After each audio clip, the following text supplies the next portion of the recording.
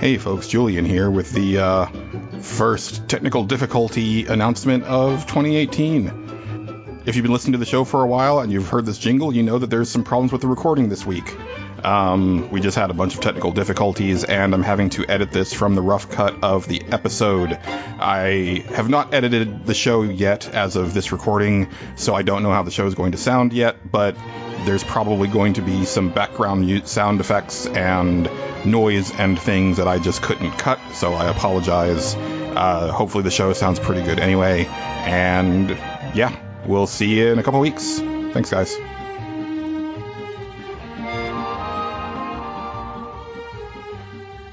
This week in NWP, we get all artistic and stuff.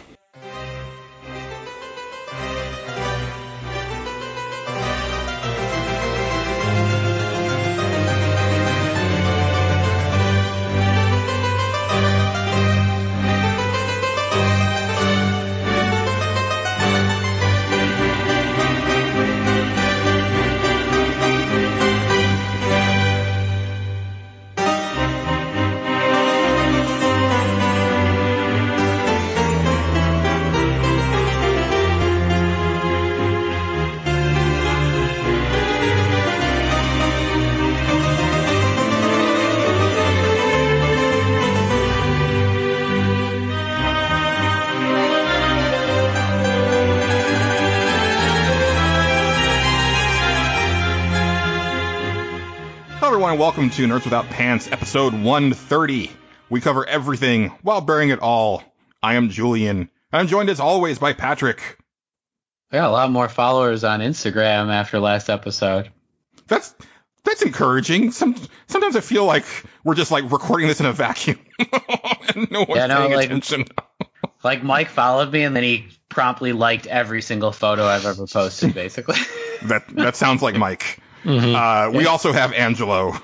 Yeah, I don't have an Instagram or anything. So follow me instead. At this point, I'm surprised you still have a Twitter, but I'm glad you do. I do. I hate it. Oh, it's so volatile. Mine is usually all right, but see, the trick is to not read Twitter. You just post shit and then interact with people that comment on your posts.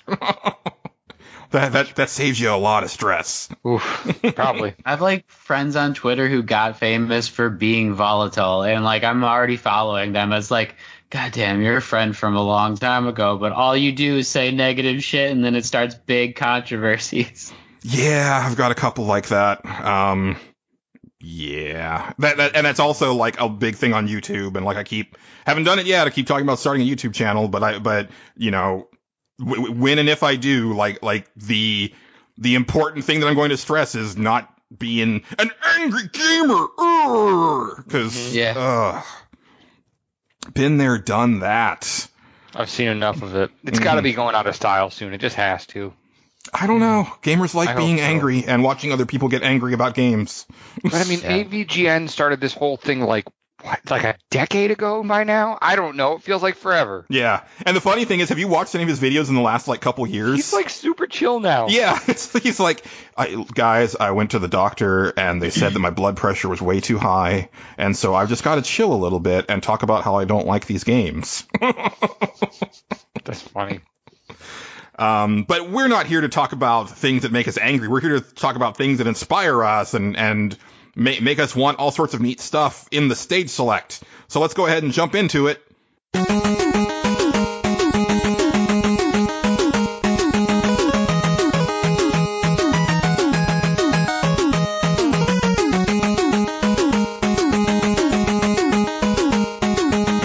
And this week's stage select is coming to us from our very own Patrick Kijek. So take it away, Patrick.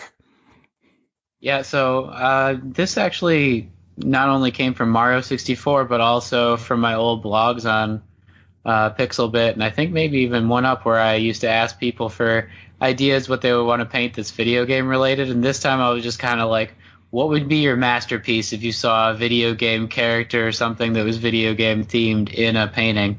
Partially because I want to get inspired by you, but also because I've got one of my own that I've been thinking about for a while and can't visualize, so I need to talk about it. That works, yeah. I know Angela's been struggling with this for a while. So I don't know I did come up with one though. Oh, that's good. Okay. It's probably not that good, but it's something. So where do you want? I feel like with most of my art pieces, it's not that good, but it's something. Hey, but it comes from inside, so Better than nothing. yeah. I actually saw a really encouraging thing on Tumblr the other day that said, like, stop trying to be the best at everything. Like, just enjoy it. Like, if you're going to draw, don't try to be the best artist. Just enjoy drawing. If you're going to make music, don't try to, like, make, like, the best jam. Just do something that makes you happy to do. And it's like, yeah, you know, why does it always have to be about, like, I need to be successful at this? Like, I need to, like, turn this into something. Like, no, I just, you know, sometimes you just want to make something to make it. Yeah. You know, just for you. I think that's a great axiom that I wanted to get across during this episode, because I've been trying to do that with friends too, just kind of bring up artistic things and be like, hey, let's just make some ideas. And they'll be like, I'm not really an artist, I'm just like a consumer. And I'm like, that's not the way you should be thinking, but that's like how we were taught our whole lives, just to like interpret what our teachers were telling us instead of being proactive about it. But my idea I've been thinking about for a really long time, and I haven't been able to get it onto a canvas, and I need to talk about it because I love Clank, but I've been trying to put him into a sort of desert piece that looks kind of like the first new Star Wars movie, if you're on, Rey's homeland or something like that, but it's got like a nice sun atmosphere to it, and like there's Clank like coming out of like this desert mountain type of thing, but I haven't been able to, like, I tried a couple times and I haven't been able to make him look as epic while also being micro at the same time. So like I have like an issue with scale if it gets really detailed with paint, because paint is really blotchy easily if you're like only an amateur, right? Like I am, and I've never had like anybody teach me how to do it. I just kind of do it for myself. So I'm better at drawing because you have like finer points to it, but like paint can get all out of sorts real fast, and especially with Clank, even if you're just trying to do like a big desert scene. And recently I just realized that like the sun I was trying to make, and it should be like a Mario 64 star if I'm thinking about like my kind of masterpiece for a painting. But you guys both know that my favorite character is Clank. I mean, like my favorite characters are Ratchet and Clank as far as the Sony universe at least, and Clank himself would be great, like in a humongous piece. If he's just like a little part of it, you could barely even tell it's like a video game piece, but he's kind of like walking away from everything and maybe even about to like spin that helicopter and fly up high. I like that, but I feel like you're missing out on putting Clank in space. That's a free one. I don't know the name. I don't know who like makes that game, but they should be paying us at this point. This is at 3 episodes in. Yeah. That was the first thing I thought of too when he said Clank. I didn't think of Ratchet and Clank. I thought of that game, and I was like, "Oh right, there's a video game thing." I think it's because we always think of Clank with Ratchet, you know, like right. Mm-hmm. Except if you played Secret Agent Clank, right? Which I have not. But me neither. I have the Vita even. I think that's a Vita exclusive or something, or a PS PSP Plus or something. PSP even, I think. Yeah. Yeah. Oh yeah, that's why I haven't played it. No trophies. Oh right. I've been getting better with that this year. But I actually have a series of paintings called Supernovas, where it's kind of like Jackson Pollock and like an all black background where I have a bunch of different colors that are splotched on in different ways that like kind of give you like this whole universe. And I'm looking at like my biggest one, which you can see on Instagram at some boss. Wait, I thought it was Boom Lens. Oh shit, Boom Lens, you're right. How is it that I know your social media better than you? I'm just going to get off of all social media. No, but like it's real. I really like doing that series too. And maybe like if I could have Clank in the desert, but also seeing an outer space, like from the horizon, instead of it just being like a sun or something, that could make it even better. Thanks, Julian. Yeah, like you do it sort of like you do the horizon where it's, you know, you transition from like the day sky up to the stars, you know, like you just do it on an accelerated gradient because obviously you can't see that from surface level, but you would just make it like a quicker transition so that you can still see Clank, on the planet, because otherwise, if you actually could see the starry sky, then Clank would be like an ant or not even visible at all. So right. I could have just like a close up of Clank floating in space, but like that gets rid of the point of the whole he's small in the universe type of atmosphere that I want to create. Yeah. Yeah. There's not So enough. what did you guys think? There's not enough Ratchet and Clank art. There's a lot of video game art, especially these days. You can find it everywhere on Etsy and Pinterest and T-shirts and stuff like that. But like, I don't see a lot of stuff for Ratchet and Clank, which is kind of weird because they're so beloved. They had this I Am 8-bit like exclusive limited poster that was glow in the dark for Ratchet and Clank for before like one of their releases. It was 5 years ago or so. Right when they were getting known in California, I think, but I missed out on all the limited edition posters at the time. There were 3 of them, and it was like one day you could get them. And unfortunately, ever since then, I've been thinking about it. Yeah, that stuff. I hate it when that stuff is like blink and you miss it, which actually ties into mine. If you want me to go next, hell yeah, go for it. So, I actually, when Patrick suggested this stage select topic, this popped in my head almost instantly. I want a really gorgeous, very, very large rendition of The Last Supper, but with the cast of Final Fantasy IV. I believe there's 14 characters in Final Fantasy IV, so you'd have to get rid of one, and that's obviously Fusoya, because he's the last person to join, and he's not very important to the plot, so you just get rid of him. I don't really care where everybody is positioned, other than Cecil needs to be where Jesus is, and Cain needs to be where Judas is, because if you played Final Fantasy IV, that makes a lot of sense, because Cain betrays you. He betrays you just like everybody betrays Tommy Wiseau in The Room. You're tearing me apart. One of the reasons this popped into my head is that they just recently had the Final Fantasy 30th anniversary art gallery in Japan. And just before that happened, they were actually doing auctions on Final Fantasy art. And I looked at the auctions, and it was too rich for my blood, but there was some nice looking stuff on there that, obviously so expensive. Oh, hi, doggy. We're past that now, Patrick. Kind of applied though. It was almost good. Just like this podcast. That's our new tagline. Nerds without pants. It was almost good. It kind of applied. But no. So that's what I would want, and extra points if Amano does the art. Because I think that would look great. And I was thinking about this actually today. I was out at Game Over Video Games, which is our big local game store they've taken over more of Texas than Game Fellas did. They're all over the place here now. But I was looking at their import case, and they had this blue box that said Final Fantasy Collection. And I was like, excuse me, what's that? And he pulled it out, and it is this collection of Final Fantasy 4, 5, and 6 for the PlayStation from Japan. And I had to make it mine, and I opened it up, and the disc art on each of the discs is bloody gorgeous. And I think I've said this before, I didn't like Amano's art when I was growing up. I would see it, I was like, oh, everybody looks so wispy and wimpy, and it looks dumb, and it doesn't look like the characters at all. And then as I got older, I really started to appreciate his style, and also the fact that he designed most of the monsters from Final Fantasy 1 through 6, with a few exceptions in 5, because that's when Nomura came on, and he started on monster designs. But Amano's behind a lot of those iconic Final Fantasy monsters, and also just the characters. And I could just see him doing this really awesome rendition of The Last Supper, with video game characters. So yeah, that I could see that too. That would work. Yeah, and I would want that above my television.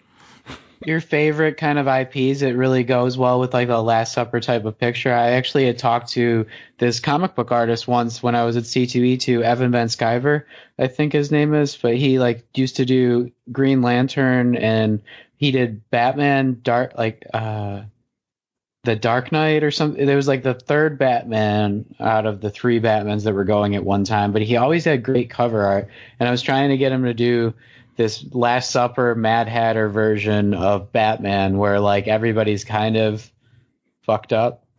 Oh yeah, that would totally work. You put Batman in the Jesus position, and then his entire rogues gallery, on the table. Yeah. I wanted that so much, and all hallucinogenic, they've all been drinking tea or something. I would put Catwoman in the Judas position there just because she like backstabs me so much. Yeah, it was during a time when Mad Hatter was big and he was drawing Mad Hatter at the same time, and I sort of had the idea, like, you know, in Alice in Wonderland when you first meet Mad Hatter, she sits down to tea with him and they're all having like a date there or whatever, but it could very easily just be like made bigger into a Last Supper type of picture. So, I would both like of them that. work really well. Yeah, and it's such an iconic piece of art. Like, one of the reason why I went with that one when was just because like I was thinking of, I think it's the box art to Battlestar Galactica season like 3 or 4, and the photographer Ellen von Unworth did that with like the cast of Battlestar, and it's a really awesome shot with like, you know, the whole cast in those very iconic positions and stuff. So, you know, it's one of those things where even if you don't know beans about video games, you see that piece and you'd be like, oh, that's a really nice piece of art. You know, you may not know what the characters are supposed to represent, but it's still like kind of a universal thing. So, and you can just cue the Stephen Colbert "Give It to Me Now" gif, because that's I want it. I want some nice Final Fantasy art. We know you'll pay a premium for it. Yeah. No, I mean, the gallery stuff was too much for me. Like, it was. I think the first bid was already up to like $400 for a piece of art, and I was like, nope, can't do that. Right. I mean, a lot of the bigger art pieces in a normal art gallery will go for millions, so that's a deal. If you it is. Art. It's just like I would rather get a print of that piece instead of the original. You know what I mean? Like I'll pay for a print, and I'll pay, you know, $100 for a print. I mean, I would love to own an original piece of Final Fantasy art, just like I would love to own an original page from like either one of Jim Lee's like comics, or maybe like one of the pages from Invincible. Like I would love to get one of those, but those are also going to like set you back like quite a bit of money. So, you know, I don't need it that what bad. What kind of print is that called? Like a what? Oh no, I'm talking about the actual page, like not a print of it, but like the actual original line art. Right, the cell or whatever is what I'm trying to say. That's for animation. Like just for animation. comics, it's just the comic page. You know, right. On a big piece of Bristol board. You know, and then you can see like the imperfections and like, you know, where they inked it over and stuff like that. You can still see some of the pencils underneath and before they cleaned it up. Like that stuff is really cool, but it's flipping expensive. That'd be great. And, you know, a good second to that, honestly, that I just realized is the reason why they have these is if you buy like one of your favorite comic books, like a blank cover, and you go to like one of the artists and you actually ask them like at a signing to make you a quick cover, they'll do it for like $25 or $50, but like they'll kind of just sketch it in. And I was like, that's the whole reason why that whole cover is blank. I thought it was just a stupid idea, but like then I realized what you could do with it. Yeah, me too. I ended up with a blank cover copy of Scarlet Spider #1, and I was like, why the hell is this cover blank? And then, but I hadn't gone to a comic convention yet. So when I went to a convention, I was like, oh, right. Yeah. Oh shit, this is awesome. Yeah. Especially like, I mean, he's very unpopular right now with a certain portion of the population. But if you go look up like Frank Cho's like blank cover sketches, they're brilliant. I adore that man. I like me some good cheesecake, and he makes some really excellent cheesecake. He's talented. He knows exactly what he's doing. He does. I mean, yeah. Man's got a gift. Yeah. So Angela, if you had a gift, what would it look like? So, I mean, this is almost the obvious thing, right? And I would be surprised if somebody didn't pick this, but I didn't look at the submissions because I try to avoid that. Like and Moby the funny does thing with is music. it's not even what? I said like Moby does with music. Oh, well, this is different because I don't want to like, oh, hey, that's my idea too. I'm stealing it. The funny thing is it's like a game I really like, but when I talk about games that I'm like absolutely in love with, this isn't on that list necessarily. But the title screen from Secret of Mana would make a great portrait, like watercolor. Oh yeah. Yeah. I mean, specifically a watercolor because it's almost like a watercolor in the game, right? Almost, but not quite. So just to see it actually realized in the actual medium would be really cool. And that is I freaking love that piece of art, right? Yeah. That tree is something else, and just like the people standing in front of it, it's got that perspective that you were talking about. Mm-hmm. And the amount of detail in that tree, like, right. I mean, I would love to know how long it took that artist to put that together. You know, I'm sure that was in like every piece of marketing for that game in Japan. Like, just here's a poster of the thing with the characters in front of it. You know, like, even to take that one step further, I would want it to be like Harry Potter, where it's kind of breathing and like the tree is kind of moving with flakes or something. That'd be awesome. Like, in terms of like a futuristic sense, like it's barely moving, kind of like a golden Hearthstone card or something like that. It's. I mean, maybe, but I just want to see it in watercolor on a canvas. Yeah. You know what I mean? Like, that's just all I want. even stationary or static like that, it seems like it has a little bit of movement to it, is what I'm saying. Like, the kind of watercolor atmosphere has this little flow that's ingrained in the style. Yeah, it's not a very lively piece of art, but I'm not sure what the right adjective is. It does look living, you know. Yeah. It's whimsical. Lush, you know. Yeah. Yeah. But and you know what I would do, Angelo? Like if I had that piece of art and I had it like I would put it in like a focal point in a room, but somehow I would set up like a cheapy little MP3 player with just the title screen track, and like set it up somewhere for just a button with like a Bluetooth speaker, so you can just like hit that button and then just like gaze at the art for a little bit. Yeah. How awesome would that be? That art with that music is a real good. It gives me chills every time. You know, along the same lines, there's like those frames that will change. They're like smart frames or something, and they have different pictures that you can change on them. But I was just thinking, how many RPGs have really good title screens? Let's just get one that changes to like all the Final Fantasies and Chrono Trigger and all those things, and kind of has the music to go with them. Yeah, that would be great. I mean, I have like nice Spotify list for just the music, but I don't have like that title screen too. That'd be pretty slick. I'm starting to get really into the concept of very high resolution animated GIFs of 8-bit title screens or 8-bit art in general. There was someone on Twitter who, before the first PAK WATCH edition came out, tweeted a really high res version of the Metroid title screen, and I was like, that's just bloody gorgeous. Like, it looks so good. Yeah, I like that stuff. That's my pick. It's very good. Nice. I like this more bite-sized stage select, because this is actually what stage select was supposed to be. Well, it's quality too. When you think about it, that's what a painting is. You look at it for like 10 seconds and you move on. I mean, I look at mine for like years, but that's the artist. You got to think of it from the other sense. It depends on the piece too. Like, sometimes there's just a whole lot going on, and you could stare at it for a while. Yeah. So. Depends on how much is going on. And like I remember back at Game Fellas, we had this one Dragon Ball Z wall scroll that had every single character that ever appeared on Dragon Ball Z, no matter how obscure or small. Like, it didn't matter if they only had like one line of dialogue, they were on that wall scroll. So you could spend hours looking at that. Like, I wonder if they've got there they are.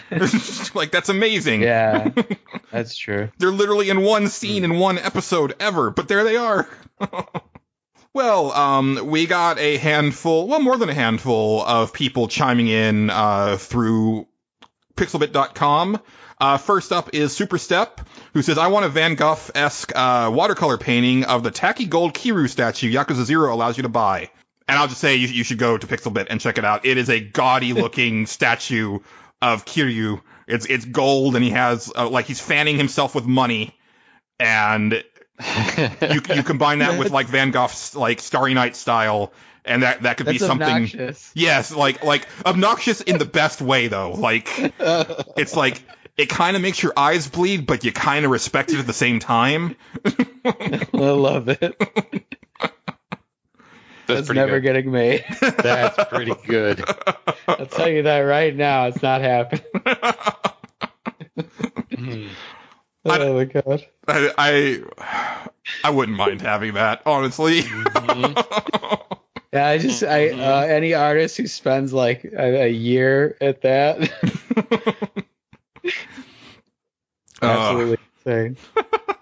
Fellow Pixel Bitter Casey says, I know Julian will have my back on this one. The Mass Effect crew posing like the Ginyu Force from Dragon Ball Z, with a Reaper fighting a Threshermaw in the background. Have Shepard take Ginyu's spot, Garrus in Raccoons, Liara in Birders, Tali in Jaces, and Rex in Guldos. It took all that I had to not use the Japanese names, but that's okay. No, that would be awesome. If anybody doesn't know the Ginyu Force, aka the Dairy Rangers on Dragon Ball Z, just imagine any episode of the Power Rangers before they start fighting, like just that type of a pose down, just the most ridiculous type of over the top hero poses you can do, and then take the Mass Effect characters and put them in those poses, and you've got something magical. I do love those poses. I do too. They're so dumb. There's actually you have to pay for it, and so I don't own it. Like it's additional money, but Final Fantasy XIV has like a whole set of like Power Rangers style emotes that I want desperately, but the emotes are so expensive in that game that I can't justify it. If they were a couple bucks, I'd buy everything. But we're talking do you charge for that, like $18. What? Yeah, it's redonkulous. I could live for a day on that. Or two. Well, Square Enix will live for a few minutes on that when they get your money. Yeah, they don't even give a shit. They don't have to. Nope. They're a corporation. They're people. They're like, what will people pay for this? That's what we're charging. Yeah, well, this is neither here nor there, but like, I don't mind a lot of like, if you want to charge extra for extra content, it doesn't really bother me, but a lot of it's just so damn expensive. And I'm like, I would probably buy a lot more of this stuff if it was like more reasonable prices, Yeah. Or if I had a job to pay for it, but then if I got that job, then I can't play the game. So it's like, which one do you want? I'm going to pick the game. Like, it doesn't make much sense to me either, because I look at it and I go, you could sell one at $15 or maybe 5 at $4.99. Exactly. And make more. Like, that's what I would think, right? Yeah. I know a lot of people are looking at $15 and are turned off immediately, like a lot. Yeah. Whereas if you put $4.99 on there, they'd go, yeah, I'll pay $4.99 for poses that I'm going to use all the time in an online game where people are going to see it. Yeah. Right. Yeah. And I don't even Subway sandwich. I don't even object to them putting like some super premium stuff in there, like, hey, this is a $50 mount. And it's like, okay, only the most ridiculous people are going to buy that. That's fine. But if I can buy a mount for, $5, that's a really cool mount, awesome. Like, I'll do that. Like, because I'm getting kind of addicted to mounts in Final Fantasy XIV, but we'll get to that later. But yeah, it's I didn't mean to derail, but it's just some of that pricing on that stuff is just so wonky to me. But I'm sure they've crunched the numbers and they know what they can get, and they know, how much of their audience is going to pay that stuff, and they have sales, so they'll get people like me on the back end, I guess. Next up at Pixelbit, San Andreas says, I wouldn't mind a painting of the Gallian army from Valkyria Chronicles raising the Gallian flag, Gallian flag. Kind of like the famous picture of the Marines raising the American flag on Iwo Jima. That would be really nice. I approve of that as well. He also says, I also wouldn't turn down a portrait of Tifa in a bathing suit, though I'm sure my girlfriend would roll her eyes really hard at that one. What about your girlfriend in a bathing suit, or Tifa's bathing suit? There is probably a wall scroll that will do that for you, my friend. I'm sure there's lots of art out there that will fit that bill. Yeah. Now, hopefully your girl will too. The internet will provide. What's funny is that I definitely had I grew up in a very strict, repressed household, and mostly with my mom. But I'm surprised at the wall scrolls that I got away with at certain points, because I used to have my room decked out completely in wall scrolls, like every wall, as any blank space had a wall scroll. And I definitely remember I had a Chun-Li one that's from it was the artist who did Plastic Little, which is a classic fan servicey anime from the 90s. If you'll know it if you see it, it's titty, but it's like Chun-Li after a fight sitting down against a wall, and her top is open, not completely, but she's showing a lot of boob, and I had that on my wall. I had a Ranma 1/2 Garden of Eden print where it's female Ranma, shampoo, and Akane naked but covered by the foliage of the Garden of Eden, like from probably the cleavage up. That's religious, though. Well, that would, but Jehovah's Witnesses don't really do that type of religious iconography. Right. So that's almost makes it worse. Yeah. And I'm just surprised that they got away with it. Like, I even had like a Heidi Klum calendar at one point, and I was like, maybe she just doesn't come in here very often because maybe I feel like that would have like not gotten past the radar, but maybe she just didn't like coming to my room at some point. Maybe that's what she saw at one time. She's like, I'm never going in there again. Yeah, let's pretend like this isn't happening. Yeah. That kind of makes sense. Yeah. That actually, I can actually imagine my mom doing that now that I think about it. So that explains just that. To make sure, you should link that. I'll try to find them. Maybe I'll put one of those in the show art. Yeah, all of them. Let's see. Extrian says, not sure if this is cheating, but I couldn't, not sure if this is cheating, but if I could, I'd have a full room mural of Okami, where you'd look in any direction, you'd feel like you were, in the actual Shinsu field. Even the ceiling would be painted. Of course, there'd have to be a life-size Ami somewhere. Excuse me. Cheating because it's so good. Yeah, I think mural is totally valid, and I think I didn't play Okami, but I know enough of it to know that like it's already a work of art. So if you just like straight up take like that and translate it into a mural, I mean that's probably the best room in your house at that point. Once again, like the watercolors win, but now it's making me feel like we need a mural of Toon Link as well, and I feel like I may have lost an opportunity with the whole Ratchet thing. I should have gone with Legend of Zelda yet again. But damn it, there's so many good pieces of art we could make right now. Honestly, I like your pick better because there's so much Zelda art out there and so little Ratchet and Clank art. So it's true. I definitely appreciate that. Yeah, but now like watercolors. I love watercolor. Hey guys, can you guess what Tyrone Swift wants a piece of art of? Anybody? Tifa. Anybody? No. What? No. Do you pay it? Do you listen to the show? I do. Am I confused? You are. With someone else? He says, okay. I would really love a painting of Chun-Li done by Amano. Oh, right. Okay. Yep. He says, I would proudly display this on any wall in my home. It may not end up looking exactly like her in the end, but I would know, and that would be pretty cool. I'd be like her own, just her thigh. I feel that he missed out. Well, I didn't remember if you had specifically said painting or not, Patrick. I thought you had just said artwork. And so I feel that Tyrone missed out on the opportunity to have like a very Eero style life-size Chun-Li statue, where she's kicking high, or she's doing the spinning bird kick, but in statue form. A lot of Eero paintings are like impressionist or very abstract, like a Miro or a Monet or something like that. Patrick, so I was thinking Eero. What? Erotic. I'm talking about nipples sticking out and very, very, very nicely sculpted buttocks. Well, the Euro is also like that. No. No. Bad Patrick. Patrick's humor is just not on point this episode. Are you kidding me? I've been great. Listeners, comment and let us know if Patrick's humor has been great. PK Becker, let me know. Tell us if we won't allow him to make jokes ever again. I don't think we can stop it. No. Mute me. You can't stop this. I have all the editing power, though. I can make it sound like you just weren't in the episode. I mean, hopefully you edit out all the bad. Wrong spot, so you sound like a complete idiot. It'd be awesome. That's why it's like I permit all, and then Julian's supposed to weed out the bad. And I do, for the most part. But sometimes it's so bad it's good, and you just got to keep it in there. Yeah. And then you're just like, what? This is so bad. That's when I put the crickets in there, and we've all gotten the crickets at some point. Yep.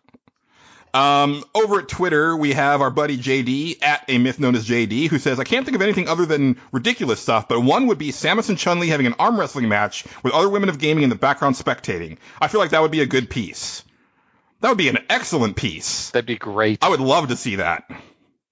You get like. I was a little nervous about where it was going when he just mentioned the two characters. No, JD's not like that. No, I know it's a joke. Untapped kind of parody episode we could have. But so my question is, which arm is Chun-Li arm wrestling? Is it the gun arm or the arm? Ooh. I want to say that I want to say he has her in the power suit, not the zero suit. No, that's what I'm saying. Yeah. I feel like it's a little from column A, a little from column B. Like she's following with the arm, and then also threatening with the gun. Gun arm. Yeah, I think Chun-Li likes it like that, but. Because normally you use your right hand for arm wrestling, I think Samus's gun is on her right arm. So, like, I almost would like to see that better, where, like, Chun-Li is just grabbing onto this giant cannon and then trying to wrestle it down. Yeah, honestly, for arm wrestling, I think that we need, like, Megaman Samus. Megaman Samus. Yeah, so arm, like, gun arm, first gun arm. Oh, I see what you mean. Yeah. Megaman versus Samus. Yeah. How would they arm wrestle? Well, Mega Man has that weird thing. Well, wait. He could just, do the what is it, the metal blade, and then he has an arm. Yeah, well, and even because I never understood this actually, because like he kind of transitions from like hand to gun arm or to Mega Buster. He does. Yeah, especially in like animations and stuff. But yeah, I'm thinking no upgrades allowed. There you go. Sikeli7, Red Venom, who's on Twitter at Sikeli7, that's with a Z, says, I really liked the painting world in Dark Souls, the whole bleak atmosphere, but with a spark of hope. So I guess just like maybe a Dark Souls themed piece, which, that... Watercolor, you think? Yeah. I would think more like just like ink, like Sumie ink or something. Really thick ink that's like kind of dripping a little bit. Yeah. I'm sure Bobby Bronson would love that too. Let's see. Last one comes in from Matt Jorgensen at Velvet Reaver. He sent us a DM over at Twitter, which I'll get into that at the end of Stage Select. He says, sliding right in. Oh, he also likes Van Gogh. He says, I would want to see Van Gogh style prints of the Final Fantasy logo symbols. Ooh, that's better than mine. That is of good. The what? Wait. Just Van Gogh inspired versions of all the Final Fantasy logos. Then go for it, dude.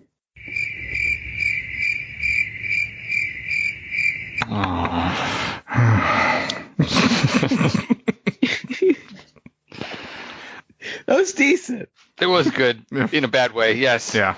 Yeah, like in a real bad good way. 3 points for Gryffindor. Gryffindor! Yeah. We were just talking about that this week because they're on HBO now. I love it. Every single year, it's McGonagall. And Gryffindor! For no reason, Gryffindor. Wait, Gryffindor's not within 100 points to Gryffindor. That's why when me and my friends all dressed as different, or as students from the 4 different houses at Ren Fair, I got all the hate because I was the Gryffindor one and nobody liked me. Everybody was like, yeah, go Slytherin, go Hufflepuff, Gryffindor. And I was like, but we had the boy who lived.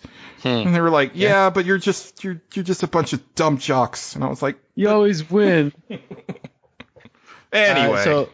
So wait, before we move from Harry Potter, I got a good story about what I gave my mom for Christmas last year. That'll just take a second because there's a really cool Etsy thing, and we already talked about Etsy too. So like, there's a really cool Etsy candle that like if you light it, it gives you the house that you're in, and you don't know what house you're gonna get. And I got it for my mom for last Christmas, and she got Ravenclaw. Nice.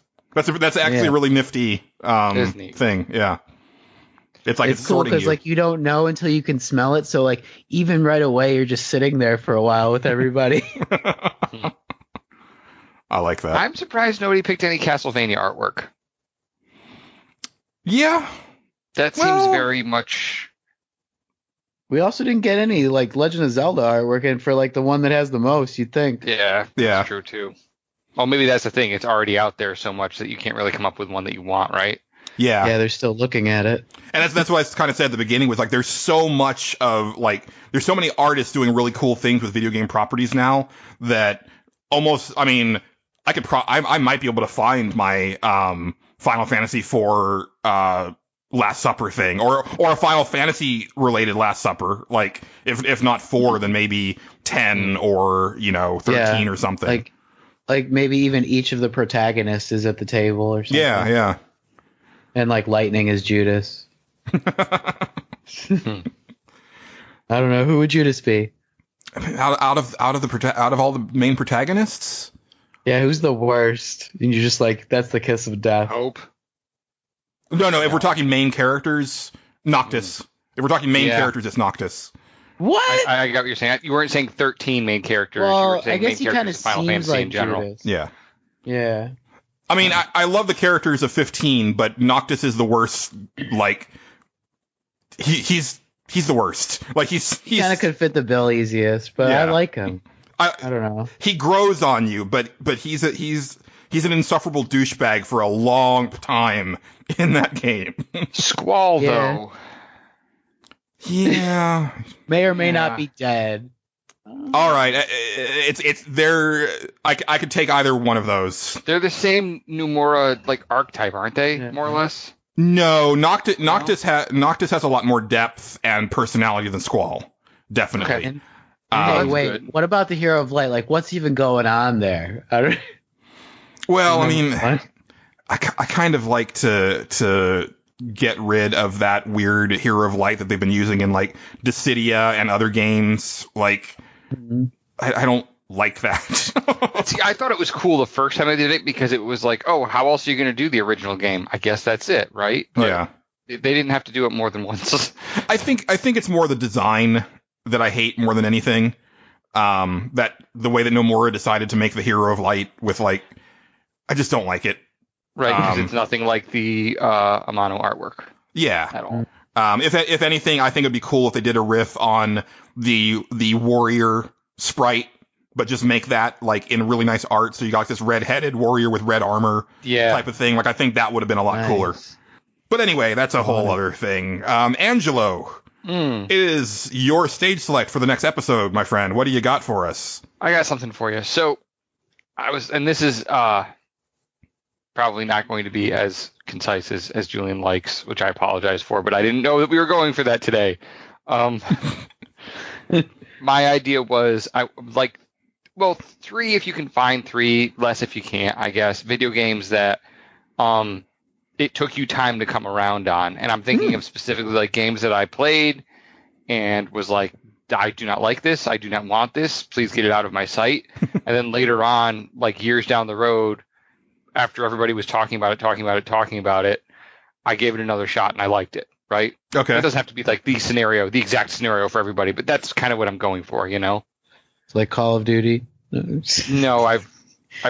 Call of Duty was like the opposite, where I liked it the first few times I played it, and then I was like, really? No, I'm sick of this. So... I feel like the more people say, do it, I'm just more likely to be like, okay, fine.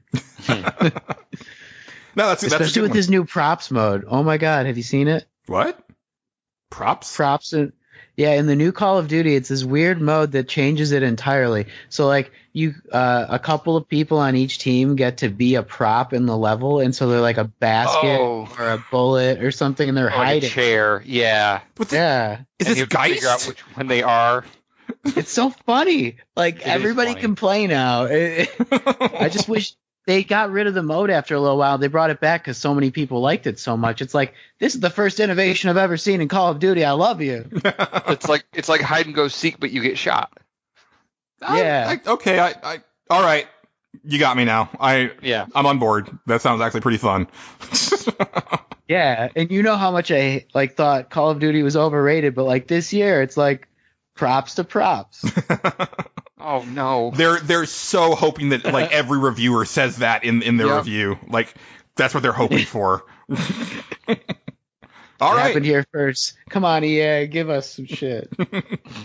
Well, listeners, give us some games that you didn't like at first and then came around on. You can submit those. You can either go to pixelbit.com and comment in the show thread for episode 130, or you can tweet or DM us on Twitter at NWPcast. We're going to want those by 7:30 Central Time on March 22nd. We've moved up our recording schedule a little bit. So go ahead and get those to us. And yeah, that's going to do it for the stage select. Thank you, Patrick. That worked out way better than I thought it was, and now I'm relieved. You never know what you're going to get until we start recording. That's what I like about stage select. You got to put a creative atmosphere out there, and you'll be surprised. We thought about so many cool ideas just now. Yeah, good stuff. That's it for stage select. Time for some consumption junction.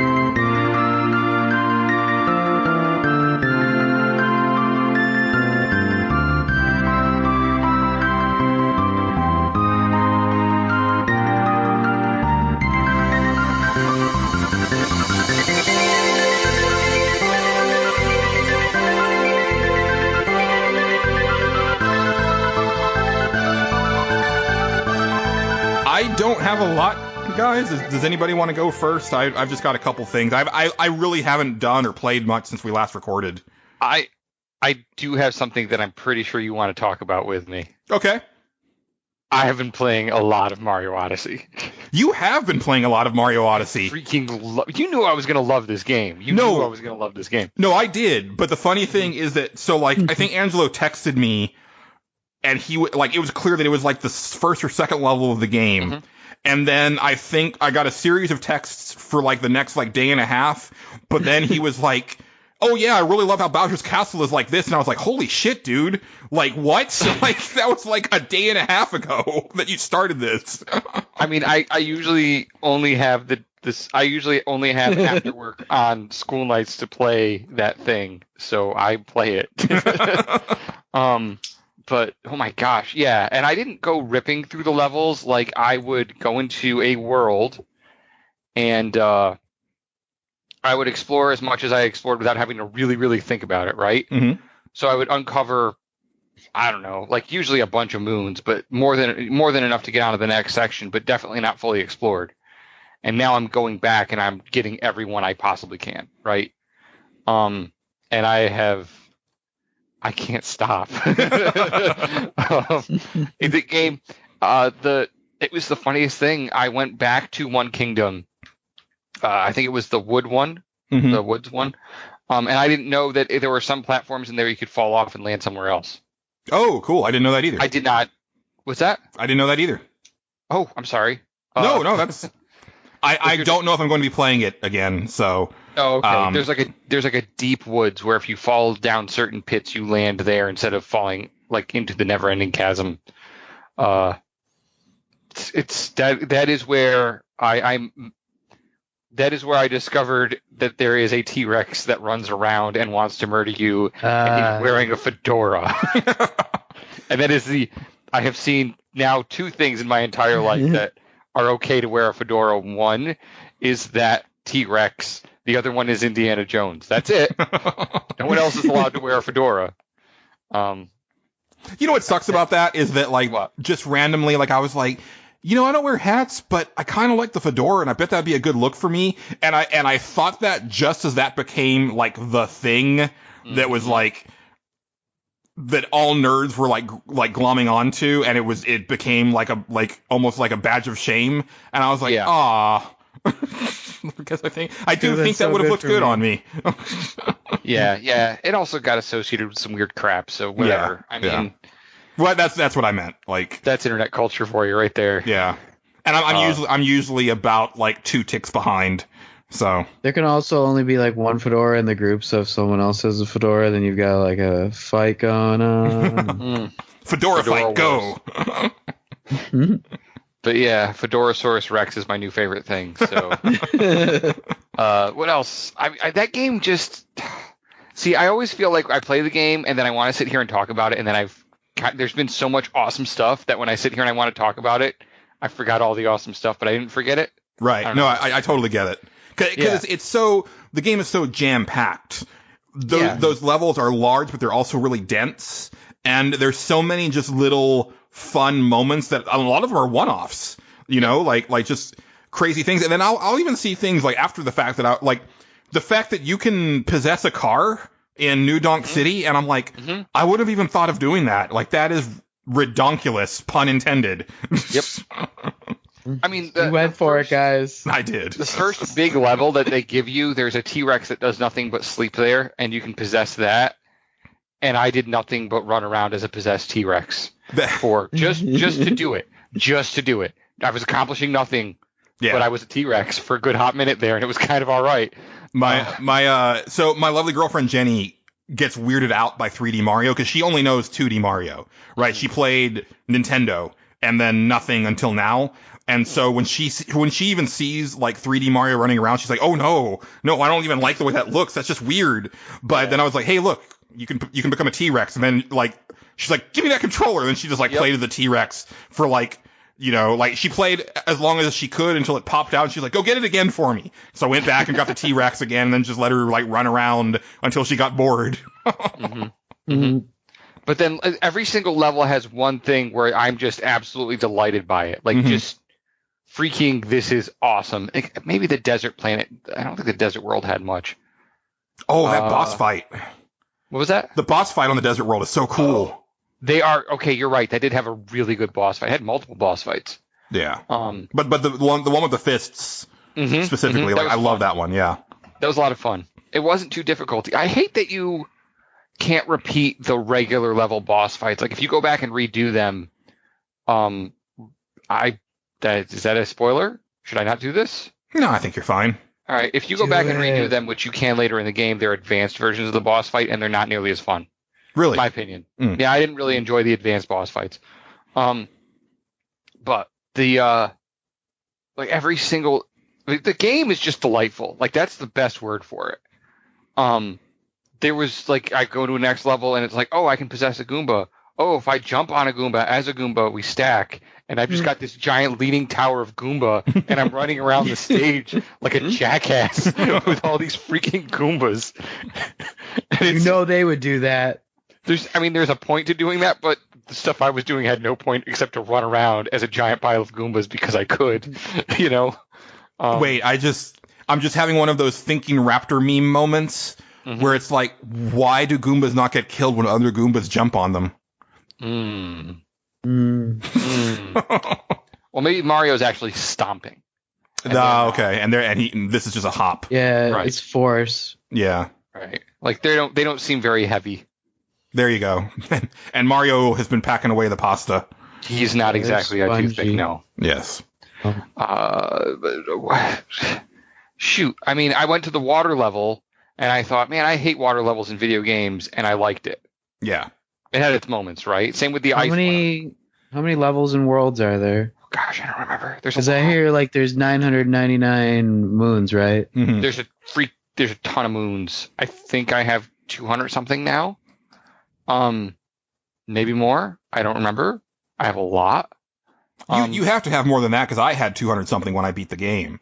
And I beat the game, and then I did a couple of the stuff, like post-game stuff, and I was like, okay, I think I'm good, and I put it away. So yeah, I've got to have more than that. Yeah, maybe it's got to be closer to 3. Patrick, I think I want to say it's like maybe 12 to 14 worlds, but I believe there's like 2 more that open up after you beat the game, but you have to get enough moons to get there. And so I haven't seen those. Would make sense. Yeah.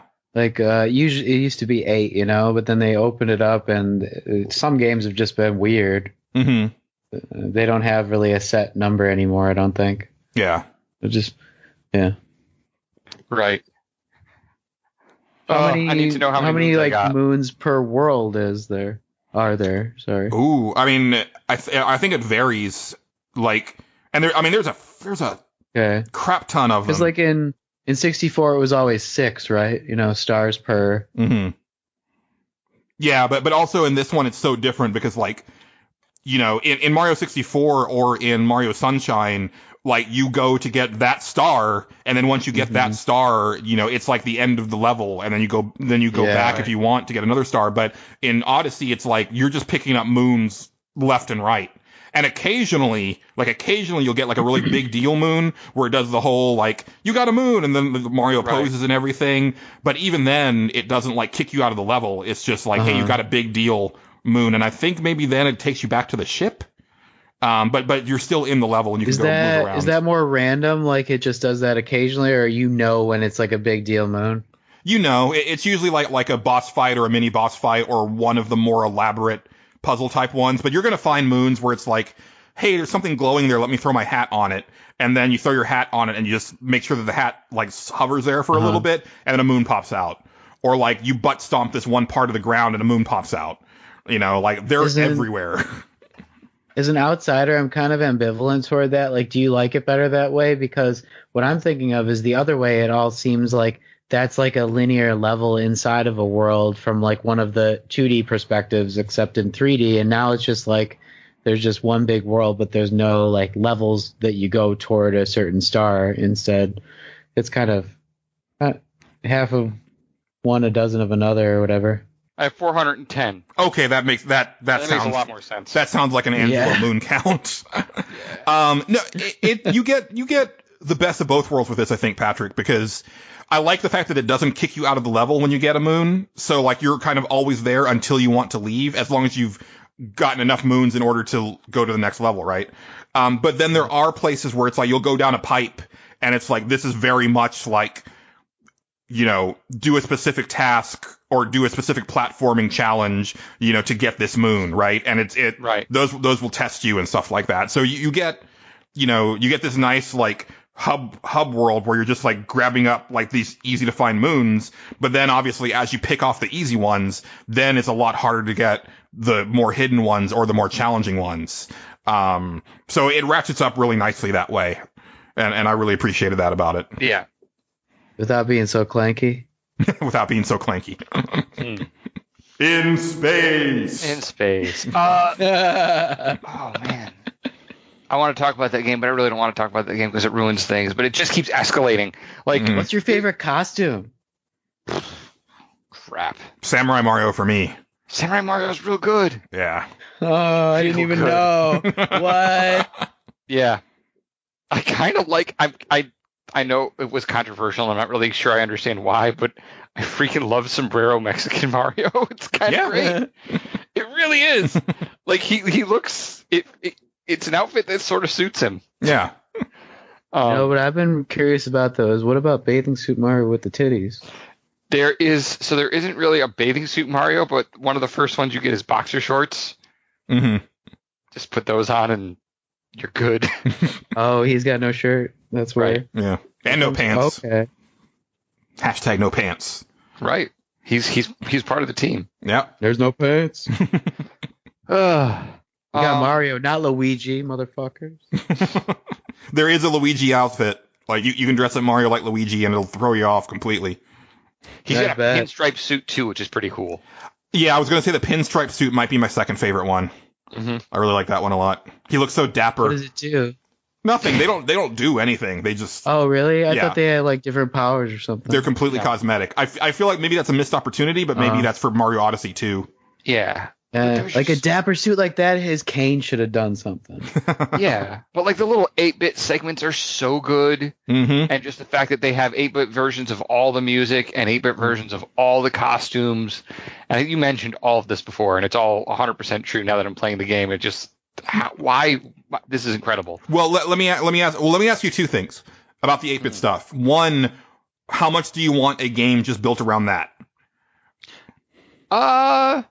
I do. I do. I really do. But Have you done the one where you're actually on like the rafter platforms where you're jumping and it like you go from 2D to 3D back into 2D?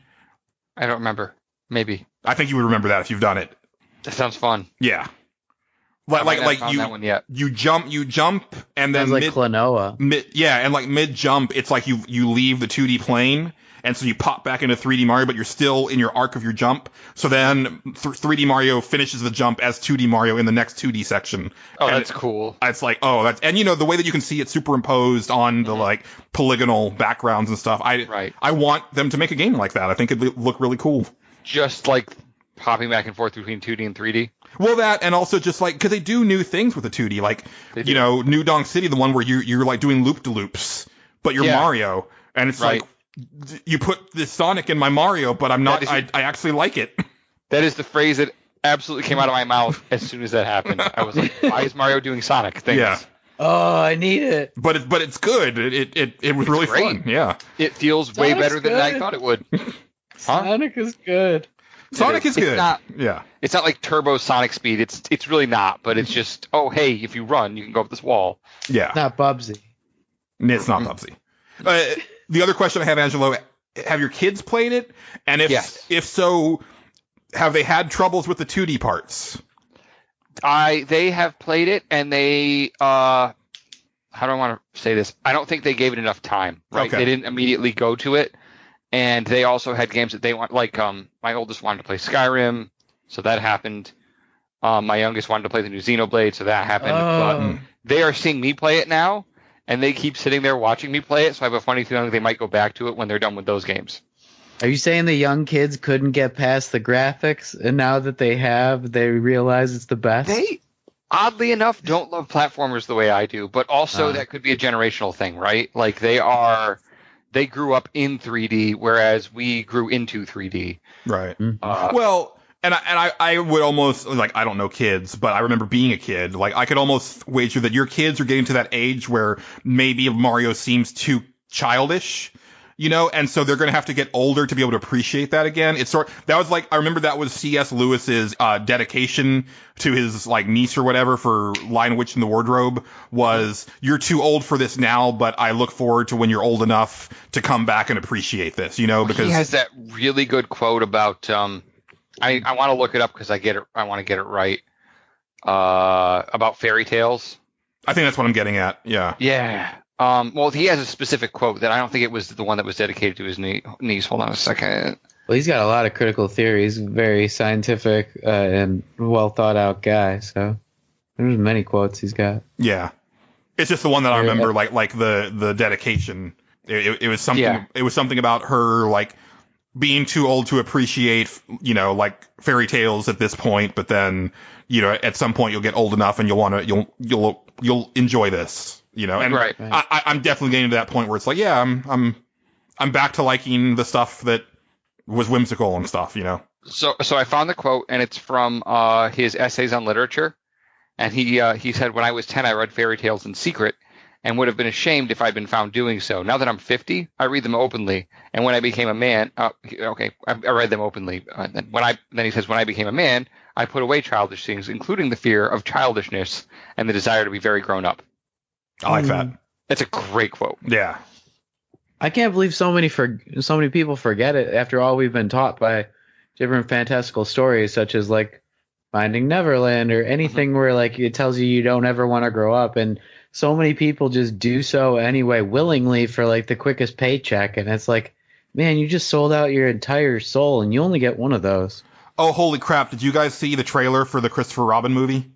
Oh, no, but I don't know if I could because I have a funny feeling it's going to go. Oh, yeah, because Angela, you and I have talked about this. Like, and I watched the trailer and I was like, cry on my face because not only is it like, Christopher Robin all grown up, but sorry, I'm Yep. It's Pooh's voice. It's the same voice actor. And I was like, I can't watch this in a theater.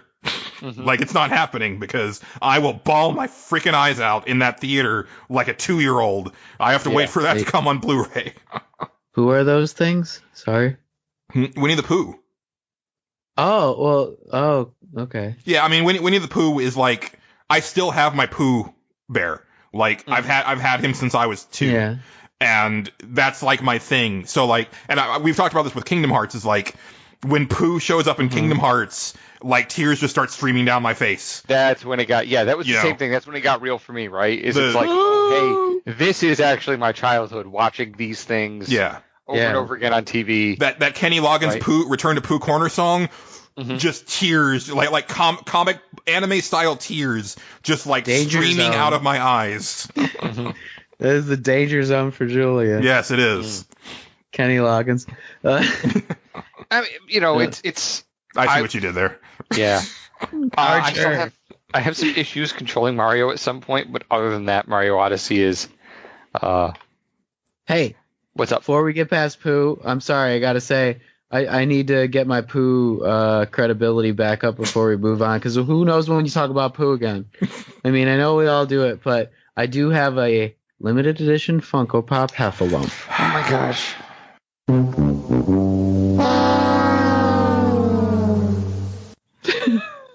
I got it. Podcast is over.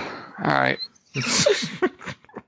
Think about that, though, Julian. Heffalump is the generation I don't want to. Gap. We gotta make that clear, right? Heffalump is where the generation gap takes place. Heffalump is amazing. Yeah, well, you don't like Heffalumps? He's not in my Pooh. Isn't that part of Pooh in the Blustery Day, though? Was he? I think it is. He's in one of the old ones. Yeah. That might have been the only. I remember hearing about that one, but I don't think I actually saw that one when I was a little kid. So it doesn't stick. It's a dream sequence, and I never remember where it is because it is so dreamy that like it almost feels like it didn't happen, type of thing. It's so weird. Yeah, it's like the weirdest part in Pooh. Yeah. So I'd have to look up. I want to say it's part of Blustery Day, but I might be wrong. Yeah, it was like a Barnes & Noble exclusive, which is interesting because, Pooh books and stuff. But I'm about to put a ban on all Funko Pop talk. It's coming. Yo, that's the #1 collectible out there today. That we don't need to talk about it because everybody already knows. Yes. Oh! What? People want to hear about that. Listeners, let us know in the comments if you want to hear about that. Or if you want it banned. Yes, please tell Patrick how much he sucks. Oh, and you have anything else about Mario, Angelo? Not really. I mean, I just, I had mentioned a few. It doesn't really get specifically tough in platforming. I found one area where I found a couple areas where the athletic theme, there's like an athletic theme for it that plays, and that's like become something I hear in my nightmares in this game. Because typically it just means, oh, hey, this is one of those, auto-scrolling or kind of a little more, like definitely a platforming intense level versus a exploration level, right? Mm-hmm. And in this game, it's just like, oh, whenever I hear that, I'm like, this is going to be a nightmare. Because there's just a level of precision in 3D platforming that I don't have. And sometimes there's even, like, there's been weird times where camera perspective, like, is not correct. It's just not right. Or I can't see what I'm supposed to do. Or I have to jump in certain ways and I just can't do it. And that might be on me. No, I would say that it's not a level of precision that you don't have. It's a level of precision that the game doesn't have. Okay. Cool. Because I have felt that way for Mario since Sunshine, and I don't think it's gotten better. Like, I think Sunshine and the Galaxy games and Odyssey all have a little bit of slipperiness to them, if that makes sense. Not even that. It's just sometimes, like, I don't get a good enough perspective on the game to know exactly how I need to jump to where I'm supposed to jump to. Oh, yeah, but I mean also, like, motion-wise, like... like definitely in the Galaxy games, there would be points where I would end up backflipping when I was trying to jump forward, or little things like that. Absolutely happens. Yeah, like you try to stop real quick and jump, and then he does a weird thing, and you're like, well, actually, no, it's not what I wanted you to do. Yeah. What were we even talking about? We were talking about Mario Odyssey, but we're kind of done with it. Yeah. Okay. Fucking over it. Oh, that's what it was. We ended up with the Funko Pop stuff. And we're done. We want to talk more about Funko Pops, right? No. Actually, I was going to say, never again. To piggyback off of the crying over Pooh. I had a rough night last night, guys. Oh yeah. If you guys remember at our Game of the Year discussions, I put Life is Strange Before the Storm in my number 3 spot, because of like the dealing with, or Chloe Price dealing with her dad's death in a car accident, right? And I think I need to back up and actually talk about what Life is Strange is. The original Life is Strange was the story of Max Caulfield. You play her, and she's just come back to Arcadia Bay after being gone for a few years, and she reconnects with her old friend from elementary school on, Chloe Price. And then there's all sorts of weird stuff with, like, time manipulation and stuff. Like, Max discovers she has this ability to rewind time and change outcomes and stuff like that. With the camera, right? No, actually, the camera is another thing. Like, she likes taking pictures. But the rewind, they never really explain why she gets this power or anything. It's a very weird thing. But Life is Strange Before the Storm is a prequel to Life is Strange, and it actually focuses on Chloe.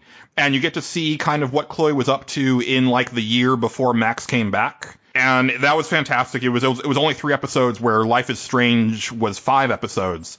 But if you got the deluxe edition of Before the Storm, they just released, as of this week, well, last week, as of you're listening to this when it comes out, an epilogue, a bonus episode called Farewell. And I didn't know what this was. All I knew about it was that you control Max again. And I thought this took place, like, either, like, somewhere in the middle of the original Life is Strange, or maybe it was like some sort of weird, like, what if ending to Life is Strange, but it actually takes place back when they're 13, and it's the day that Max tells Chloe that she and her family are going to be moving away to Seattle. And I'm like, enjoying it. It's still really good story and characters, and you got Ashley Birch reprising her role as Chloe, because she didn't play Chloe in Before the Storm, because that was created during that voice actor strike, so they had to get a replacement voice actress. And apparently Ashley Birch also wrote this episode, but partway through I realize, wait, this is the day that Chloe finds out that her dad died. And I knew that, and I knew it was coming, and it's not a spoiler. Like, if you've played Life is Strange, you can piece it together. You know what's coming. Doesn't matter. I was not emotionally prepared for when it happens. And it was almost like it happening again. It was that powerful. I don't know if Ashley Birch has lost someone in that way, or someone on the team has lost someone in that way, because it was so real. And again, like what I talked about on our Game of the Year episode, is that it's so cool that we have video games that can address stuff like that now, and that, I know it's almost a running joke now that I'm like Mr. Weepy Pants, and I am usually on the verge of tears a lot of times, but I don't cry a lot. I'm just, like, ready to cry a lot.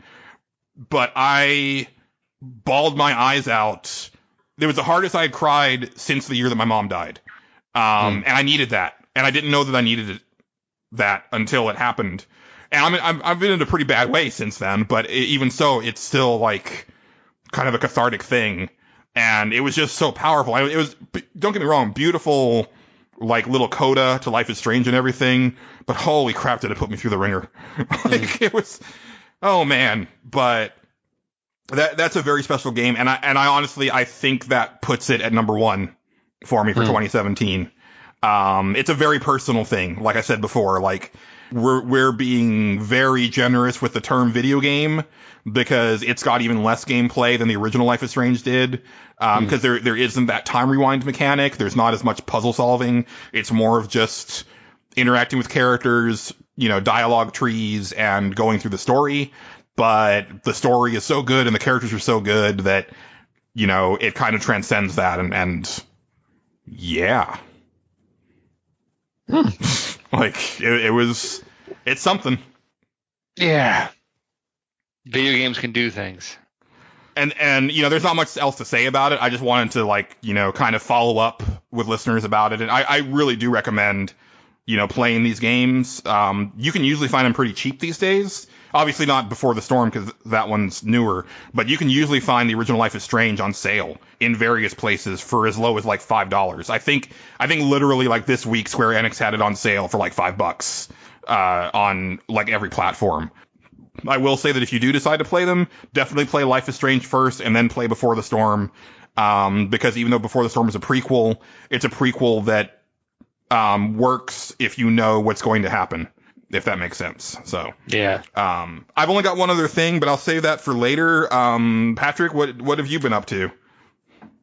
Nothing new, but I talked about Mortal Kombat last time, and I actually went back to it a little bit in my spare time.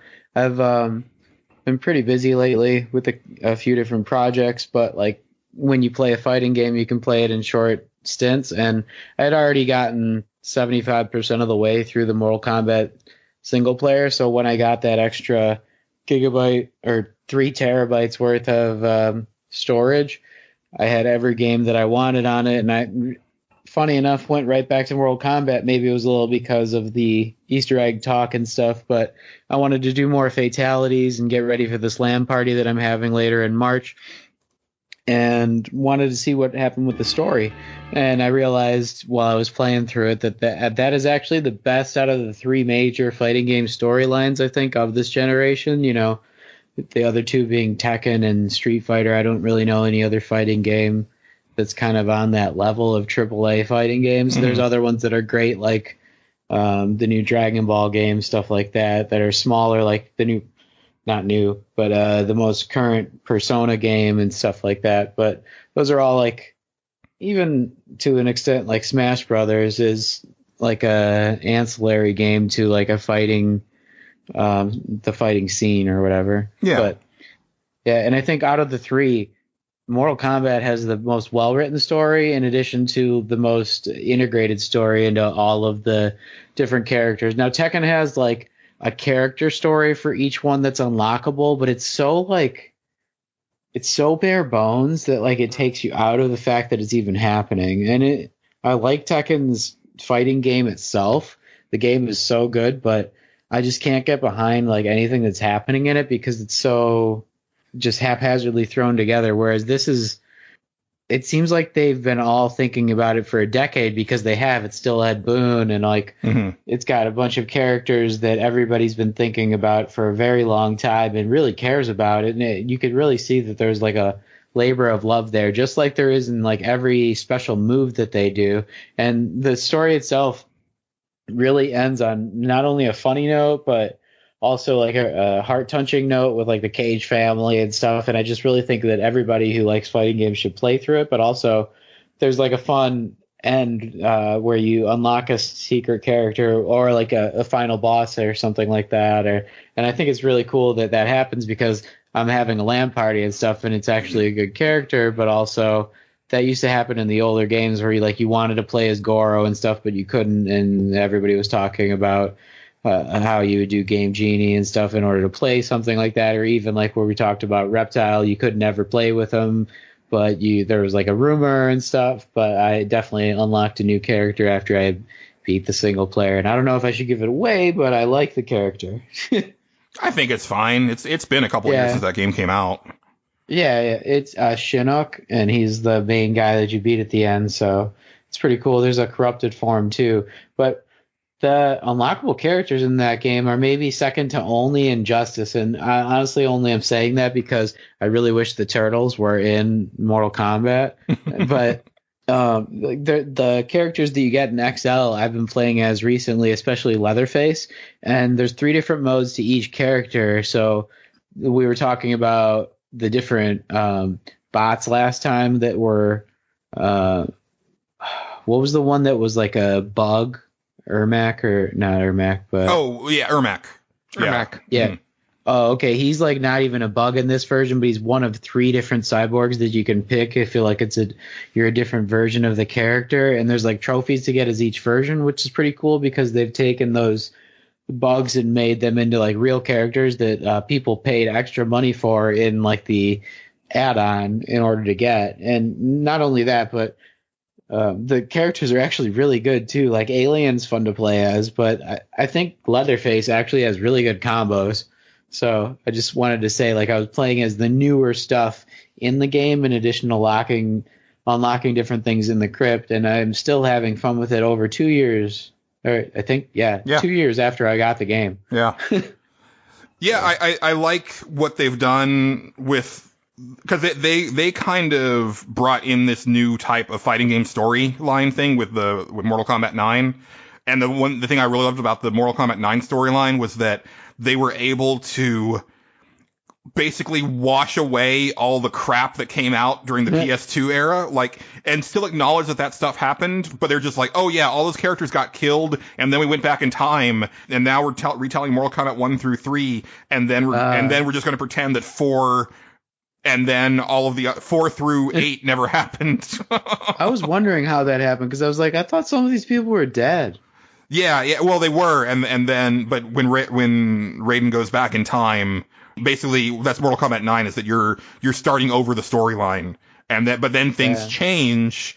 You know, it's almost like the J.J. Abrams Star Trek franchise. It's literally that. So I really appreciate the Disney that. franchise now.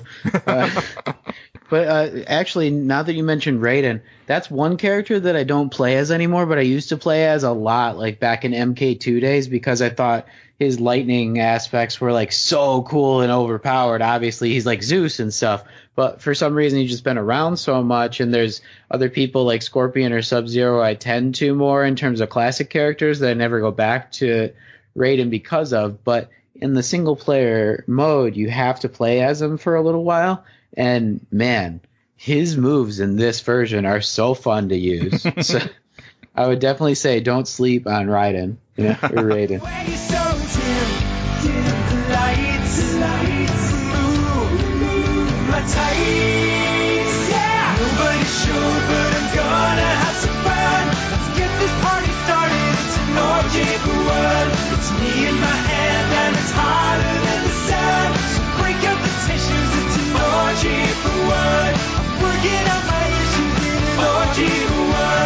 Margaret's cat was nauseous, Jane was way too shy, Steve was not invited because he was a guy.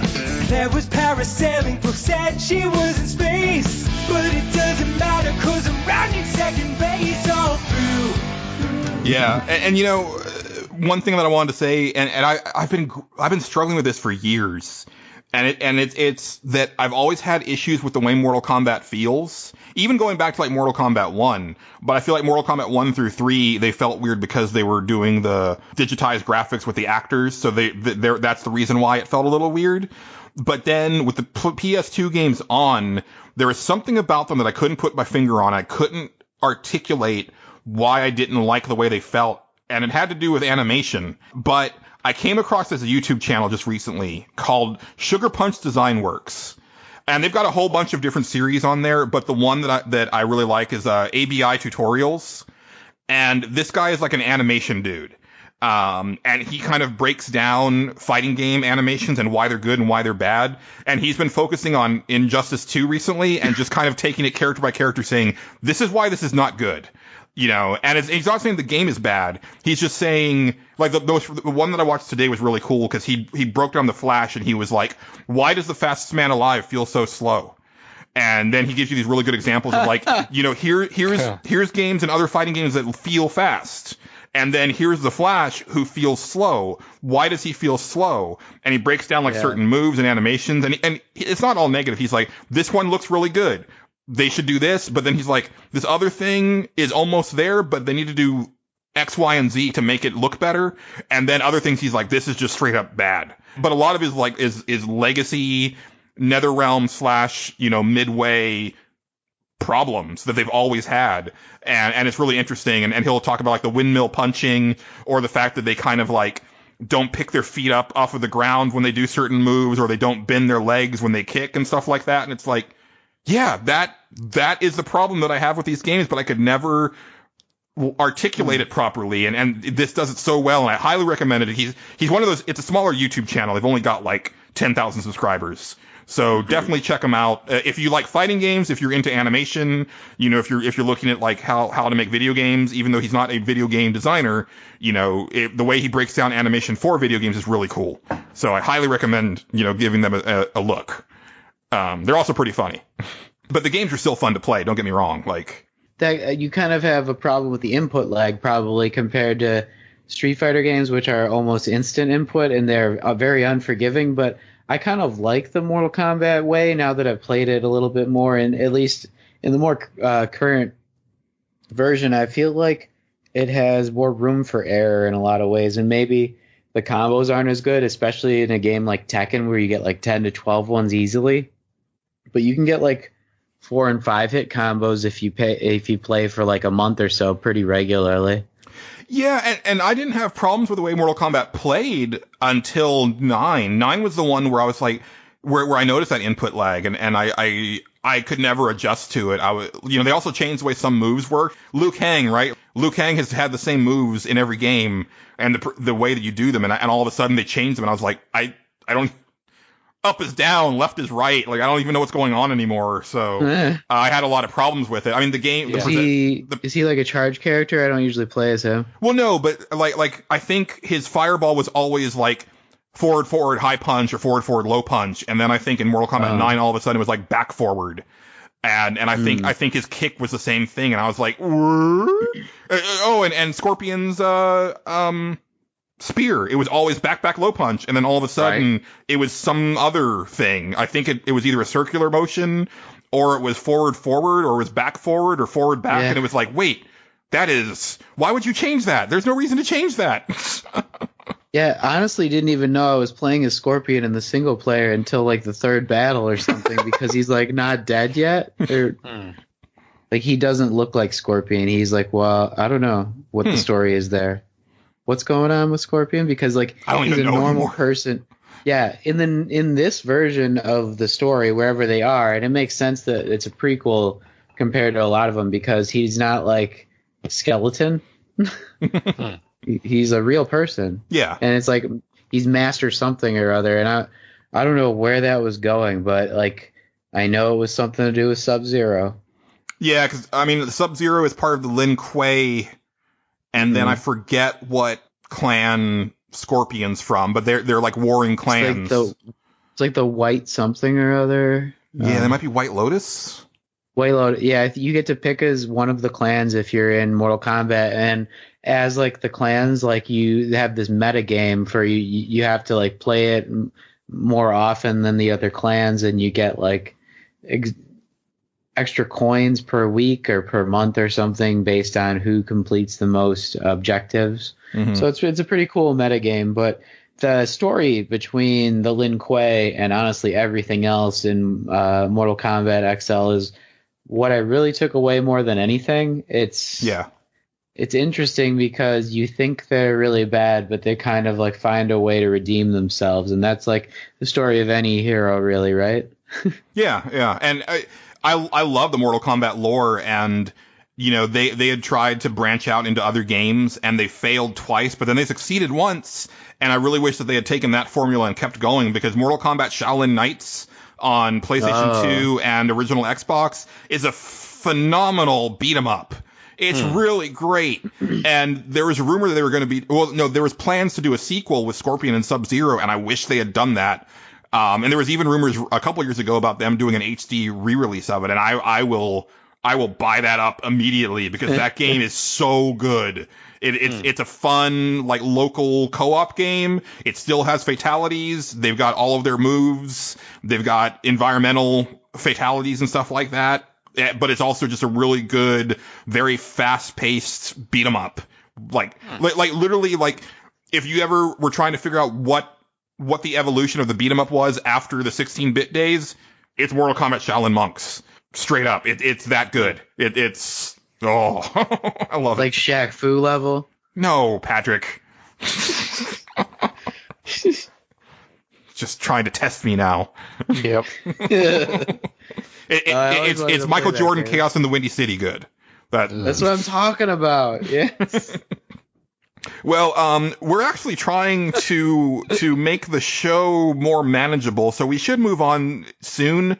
I just want to hit up one last thing real quick before we move to PAK WATCH, because I haven't played much, but I have been putting in a lot of time into Final Fantasy XIV recently, because I'm going to be packing up my PS4 soon, won't be able to play it with my friend, so instead of doing like our once a week play date, like we actually like got together a few times in the last couple weeks to play, and so we've been booking it through the Heaven's Ward expansion. We're almost done with the first expansion to Final Fantasy XIV. That's right where I'm at. You were at the beginning of Heaven's Ward, aren't you? Right, yeah, so I'm wondering what happens. Well, I'm not going to say what happens. I will say that if Final Fantasy XIV was a single player Final Fantasy and you stripped out some of the MMO busy work, it would be my favorite Final Fantasy. I'm confident in saying that now. The storyline is so amazing. So good. The characters, the graphics, the set pieces. There was this awesome dragon battle that we did this week against Nidhogg that was like one of the toughest but coolest battles I've ever done in the game. And it's amazing. But the reason that I wanted to bring it up is that they're increasingly adding little bits and pieces of older Final Fantasy games in really smart ways. And Angela, I don't know if you saw me post this on Twitter, but we fought the Calcabrina from Final Fantasy IV this week. And it plays a really cool rendition of the Calcabrina song, and they start off as the individual dolls. You take them out, and then they merge into the big doll, and it's super scary, and then the music changes, and that stuff's really cool. And even though I'm really far away from it, in the most recent patch for Stormblood, they added the Phantom Train from Final Fantasy VI, and also Kefka is like one of the biggest boss fights that they've added to the game. And it'll probably be like a year or two before I get there at the rate that I play, but I'm so looking forward to it. Yeah, that sounds good. Get back into that. Yeah, man. Like it's. And like my current Dragoon armor looks so badass. Like I posted on Twitter, like I was able to recreate the Final Fantasy IV logo. I just got on this really high spot and I posed myself in such a way, and I have the armor that looks like Kain from Final Fantasy IV, and I was like, yes, this is everything that I wanted. I'm really impressed with that game. I think it's a really fun MMO, and again, I still have the issues with like the socializing part of it, in the sense that it doesn't force you to socialize in the way that 11 did, and I miss that, but I also don't play enough to really be able to get the benefit of that anyway, so I guess it works out. Like, most of these dungeons I'm doing with my friend and then like random people, and for the most part it's fine. Just a really cool game, and I'm looking forward to, it would be great if I could get current before the next expansion comes out, so that I can finally be one of those people that's like, oh, a new expansion comes out, let me experience the new stuff when it's new with all of the other people when it's new, instead of like, oh yeah, like everybody knows what to do, because that is a problem. It's like we did a dungeon with a friend of ours from way back in 11, and it's like, oh cool, let's go do this dungeon, but she's done it so many times that she just like ran us through it really quick, was killing stuff so quickly that we couldn't even like attack it, and I was like, this isn't fun, like I can't even tell you how to fight that boss because I didn't really get to hit it. And but that's the thing, is that people run them so many times that they get bored, right? And it's new to me, so that's the only downside to it. But that should do it. We're going to go ahead and move on. Angelo's got a big workday ahead of him, so we're going to go ahead and jump into PAK Watch.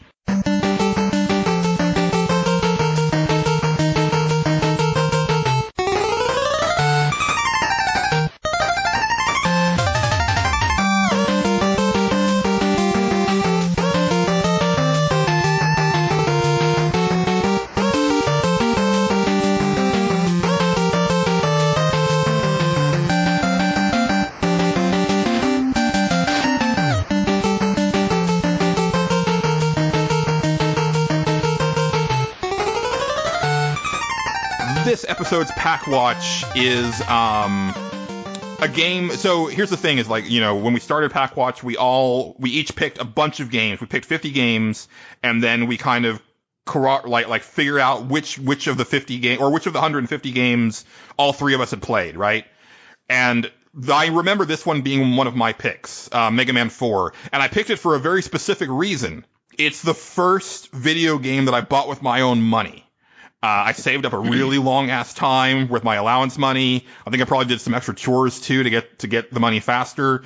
Bought Mega Man 4 because at the time I was obsessed with Mega Man. Like, Mega Man 1 was one of the first games that I played at my house when I rented a Nintendo, and then Mega Man 2 just blew me away, right? And so from that point on I was hooked. So Mega Man 4 has a very special place in my heart, but as we're going to see, when we get into the listener comments, it also seems to be the game that nobody remembers, including myself. I bought this game, I beat this game, and when I was trying to remember Mega Man 4, all I could remember was Frogman stage, because it's always the first one that I go to.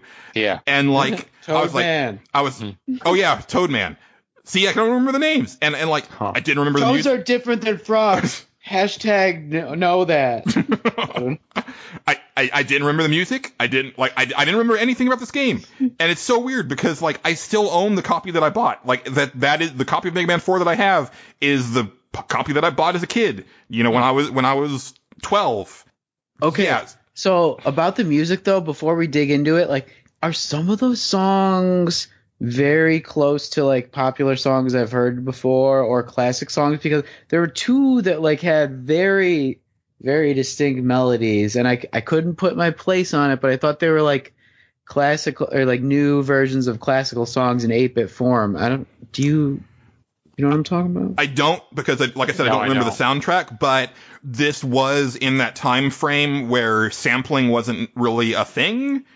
If it was okay to do, right? Like, that's how Earthbound got away with it. And that's why Earthbound took so long to be able to be re-released, is that it had so much sampling done of other songs. Yeah. So there very well could be a couple tracks in the Mega Man 4 soundtrack that are sampling older things, back when it was like the Wild West of sampling. I really think that happened. I mean, it sounds more like 8-bit versions of the sampling, but I couldn't tell in two cases what it was, and then I was like looking it up, and they have the soundtracks on there, but they don't analyze the music, and that's what I was hoping for. So if anybody goes back and like hears one of the versions of like those songs and they recognize what it sounds similar to, that'd be great, because it was almost like Ice Ice Baby for me. Like that was.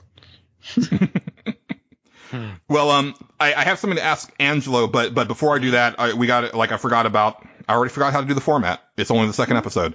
This was released in January of 1992, although I wonder about that because I think the copyright says 1991, so it might be one of those things where maybe it came out in December of 91. 1990X. Well, no, it's 2000X. It was when it's set. Right. Director is Yoshinori Takanaka, and producer is Tokuro Fujiwara. Now this one, again, there's no Metacritic score, but I did find Nintendo Power gave it a 3.95 out of 5, and GamePro Magazine gave it 5 stars. Those were like the only like big review outlets that I could find for it. I think maybe EGM might have given this one a miss, or they just didn't have the score for it.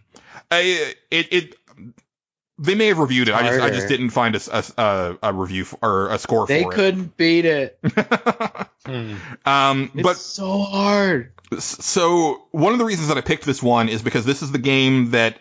So there's a couple of neat things about this one. This is the game that establishes Mega Man's origin, and so it's the first time in the United States that you hear him called Rock. Because, he was it's rock and roll, but then he becomes Rockman when he gets upgraded in the Japanese version. So they kept a little bit of that in this storytelling at the beginning of the game. But the other thing is that this is the first game that has the charged Mega Buster. Which I really liked. Angelo has issues with it, and that's one of the reasons that I picked this particular Mega Man game to throw into the pot. So, Angelo, why do you hate the Mega Buster? I don't hate it. It's the sound is bad. That is my biggest beef with that thing.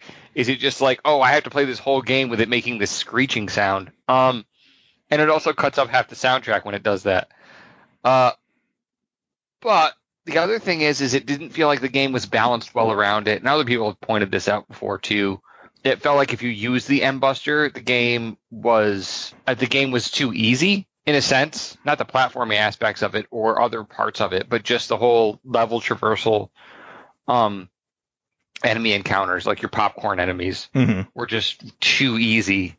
It almost felt like they put it in there as kind of an afterthought. Like they needed something new. Like they were like, okay, right. last game we have the slide. What do we got this time? Right. Yeah. Instead of just going with what they already had, there were a lot of like upgrades they had in this game that they just kind of put in there. Like what? It felt like it was forced in a couple of different ways, right? Like it didn't quite feel like maybe a little bit rushed. Like the Rush Marine, like the submarine That was Mega Man 3. No, that's in this one. Oh, in both of them? No, it's in 4. Yeah, you can't even use it in the level that's underwater though because it's so underpowered. There's no reason for it. And like the other time that you could possibly use it, it kind of like jolts you to the top of the level, and then you have to like stay to the top of the level, and once you go to the next screen, you automatically die because there's spikes there. So like if you use it in the middle of the marine level, like for the submarine, you die in it. But also if you use it at the boss, and you do very well against it. I saw like a guy who was like doing bloopers on YouTube, and he used like the entirety of the ammo that you have while you shoot from it, and he still lost against the underwater boss there because it was so underpowered. Well, and I don't know if that's necessarily how you're supposed to use it. Like I don't remember. Man. I don't remember the rush equipment from 4, but like in 3, and then also 2 didn't have rush, but they had like the additional equipment. They were very much situational things to use for like a screen, right? Like, you're going to use this rocket pad to, like, for me, like on Heatman stage, I'm just going to use this to get past all of those vanishing blocks, or I'm going to use like the coil thing to just jump up to this one level or one ledge, and then I'm not going to use it again. Right, and those have always been around. Like the first game had the magnet beam, the second one had the 3 devices, and then Rush came around. Yeah. This one mostly had the Rush balloon, and I'm not sure what it's really called, but you get it in, I think, Pharaoh Man stage. So if you watch like I'm going to do this for a lot of them, but if you watch like a speed run, the person goes there first, and like at a certain part of Pharaoh Man stage, you could go down, but instead of going down, you keep going across, and there's like this little energy tank thing that says like I think B, and I'm pretty sure this is the upgrade that you get, and it beams you up afterwards because you're in a weird part of the level where you can't get back, and like after that, like if you use the balloon, it puts this balloon that's like diagonally up from like a top right or a top left position, whatever you're looking at, and then you jump on and it takes you up a little bit, or you could put another one and you kind of like can create a staircase for you. Yeah, and it's kind of like device 1 from Mega Man 2. Right, or item 2 as well. This one I saw in this guy did a speed run in 38 minutes. I spent 38 minutes on level 3. Yeah, I've recently been watching some speedrun stuff of just various games. I watched one for Metroid last night, the original Metroid, and it was pretty crazy the stuff that they get up to. But right, yeah, it's fun. So I don't plan on doing this for like every game, but I was like, you know what? Like the Mega Man Legacy Collection is cheap on Xbox One. I'll just go ahead and do that and fire up the game because, like I said, all of my classic games are boxed up right now. And I don't know if I'm bad at Mega Man now. Nope, it's not you. It's not you. It's garbage. I died so many times in Toadman stage. Now, I beat Toadman the first time that I fought him. Toadman in Legacy Collection. Really? I beat him without, like, he didn't hit me. No, I don't care about Toadman himself, but that stage, dude, like, I'll die so many times from jumping.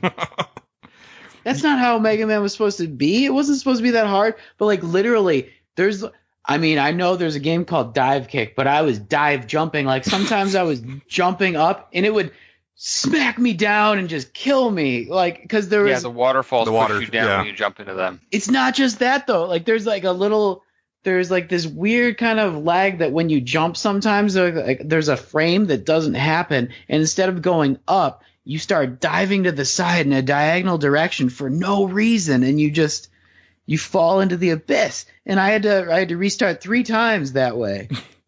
I will say, as I was playing this one, that growing up, the slowdown was just a thing, right, that we dealt with. And there's a lot of people who make arguments that you need to make sure that you emulate the slowdown like it was, because otherwise the game doesn't play correctly.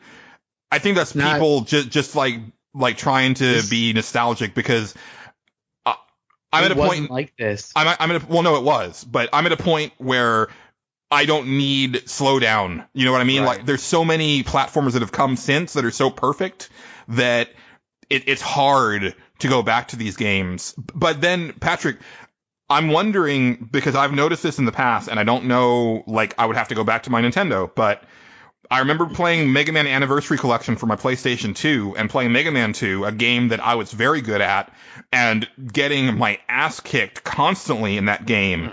And I boiled it, like, I finally was like, I think this game is just emulated slightly off. And I'm wondering if that has carried over to, like, all of these iterations. See, that's weird, because I don't know if I either adapted or just didn't, or maybe it's not that bad, but I didn't have a problem with it on the Xbox 360 version. Okay.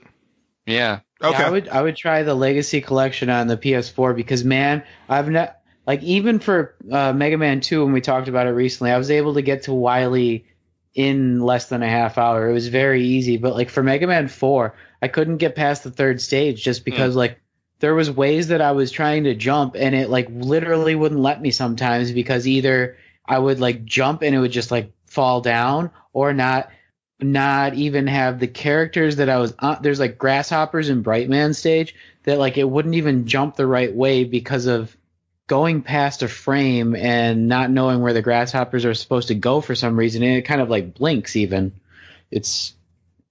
Now, we're talking about input lag in fighting games, but input lag in a 2D platformer really sucks. Yeah. Mm-hmm. Oh. Yeah, that's terrible. Yeah.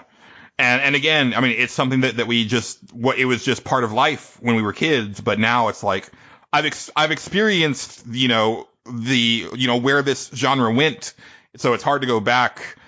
So, I'm probably still going to fart around with the collection, and I will probably end up firing up my old Mega Man games on my NES when I move, just to see if, like, if I'm doing better on them. Like, I might just finally be slowing down as far as reflexes and stuff go, but somehow I want to say that maybe that's not what's going on here.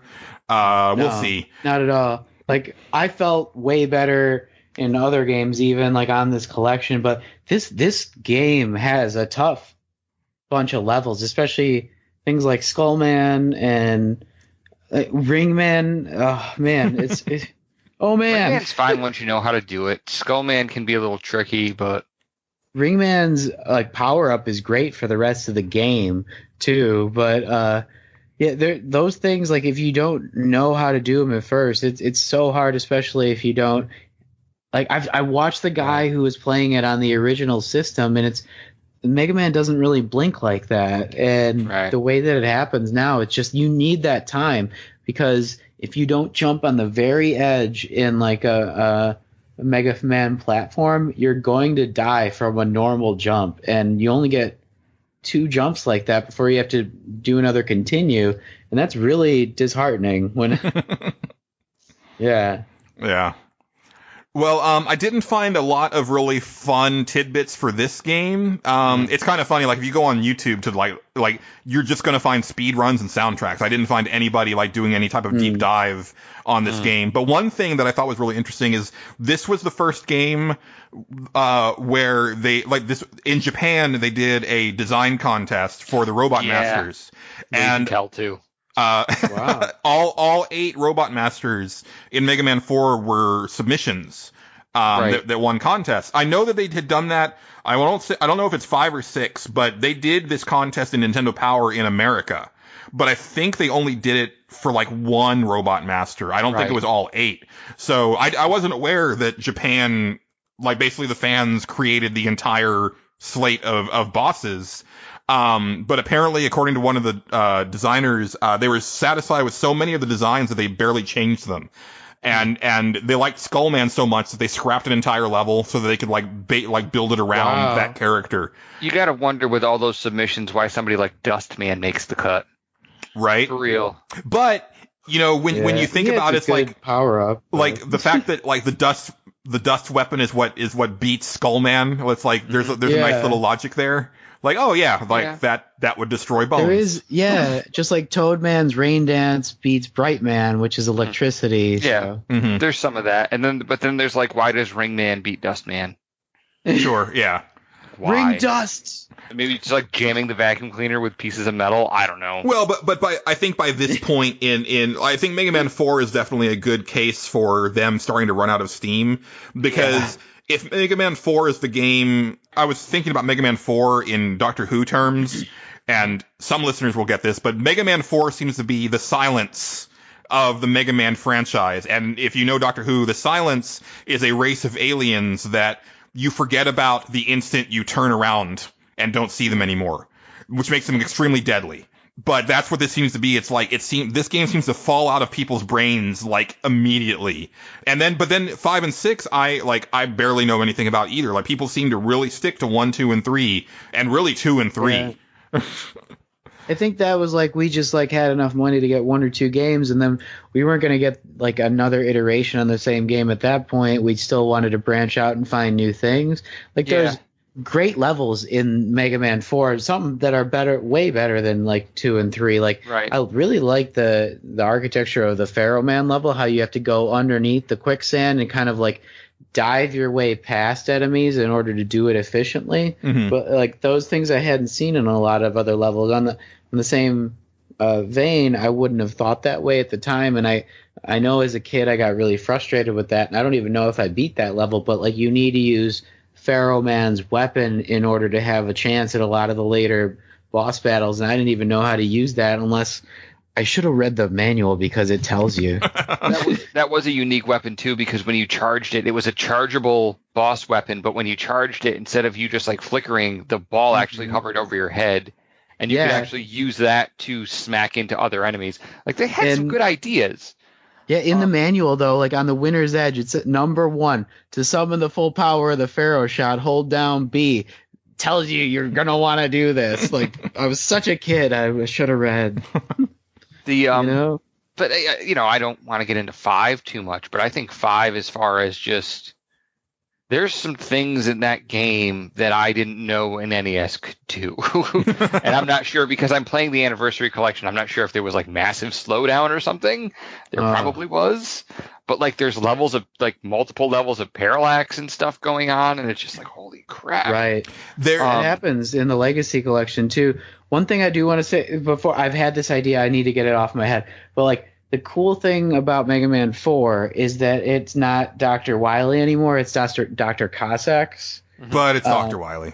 It is. But it is Dr. Wily. And I love when it becomes him, because if you see him in his spaceship or whatever, he gives you like the eyebrow, like you knew it was me this whole time. Right. But the other thing is, like, if you look in the American manual, it seems like Dr. Cossacks just wants to kill Mega Man. But like I heard in the Japanese version, you can tell that he just wanted to take over the entire world. And then later on, when you find out it was actually Dr. Wily, it makes more sense. So like, we didn't get a good translation for this. It's better than a lot of games at the time. I will say that much. One of the things that popped in my head this time, and this is just, you wouldn't think of this as a kid, but as you grow up, you're like, I'm playing this game and I'm like, okay, 1, how much money does Dr. Wily have to like build all these things? But 2, why do they all have googly eyes? Like, Mega Man is such a fun, friendly, happy franchise, and it's like this, this evil scientist wants to take over the world, but everything has got cute googly eyes. Everything.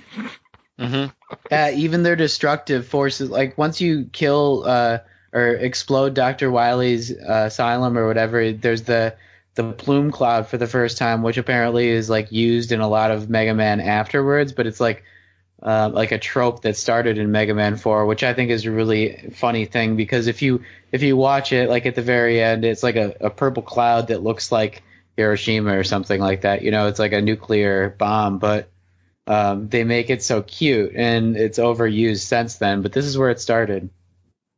No, that's cool. The cinematics are very cool in this game. They're really pretty. Like, especially when you get your weapon after you beat a boss. Yeah. Like, they were doing, like you said, Angela, they were doing some stuff with the NES at this point that was pretty darn impressive. Right. We kind of got away from it, but one thing I wanted to say about the contest winners for the Robot Master designs, is the 8 contestants were awarded a golden cartridge edition of Mega Man 4.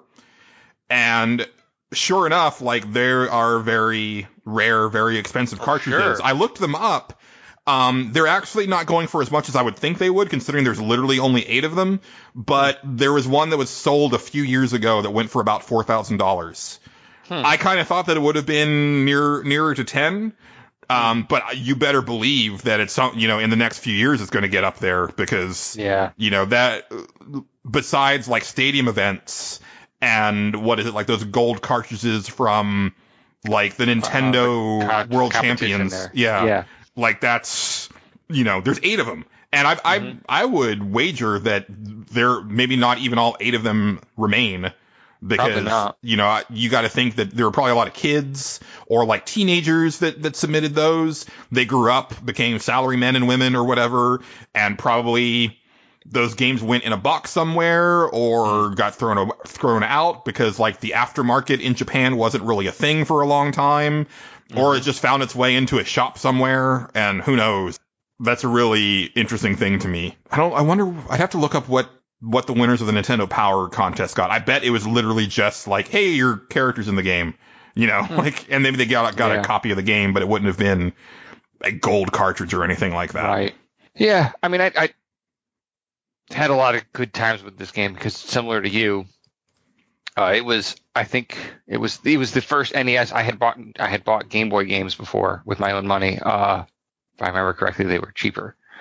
Yeah. But, I had not bought. This was the first NES cartridge I bought with my own money. Yeah, as well, which is kind of a funny coincidence considering. It is. You and I are the same age, but it's still funny that like we would have ended up buying this game as our first game with our own money.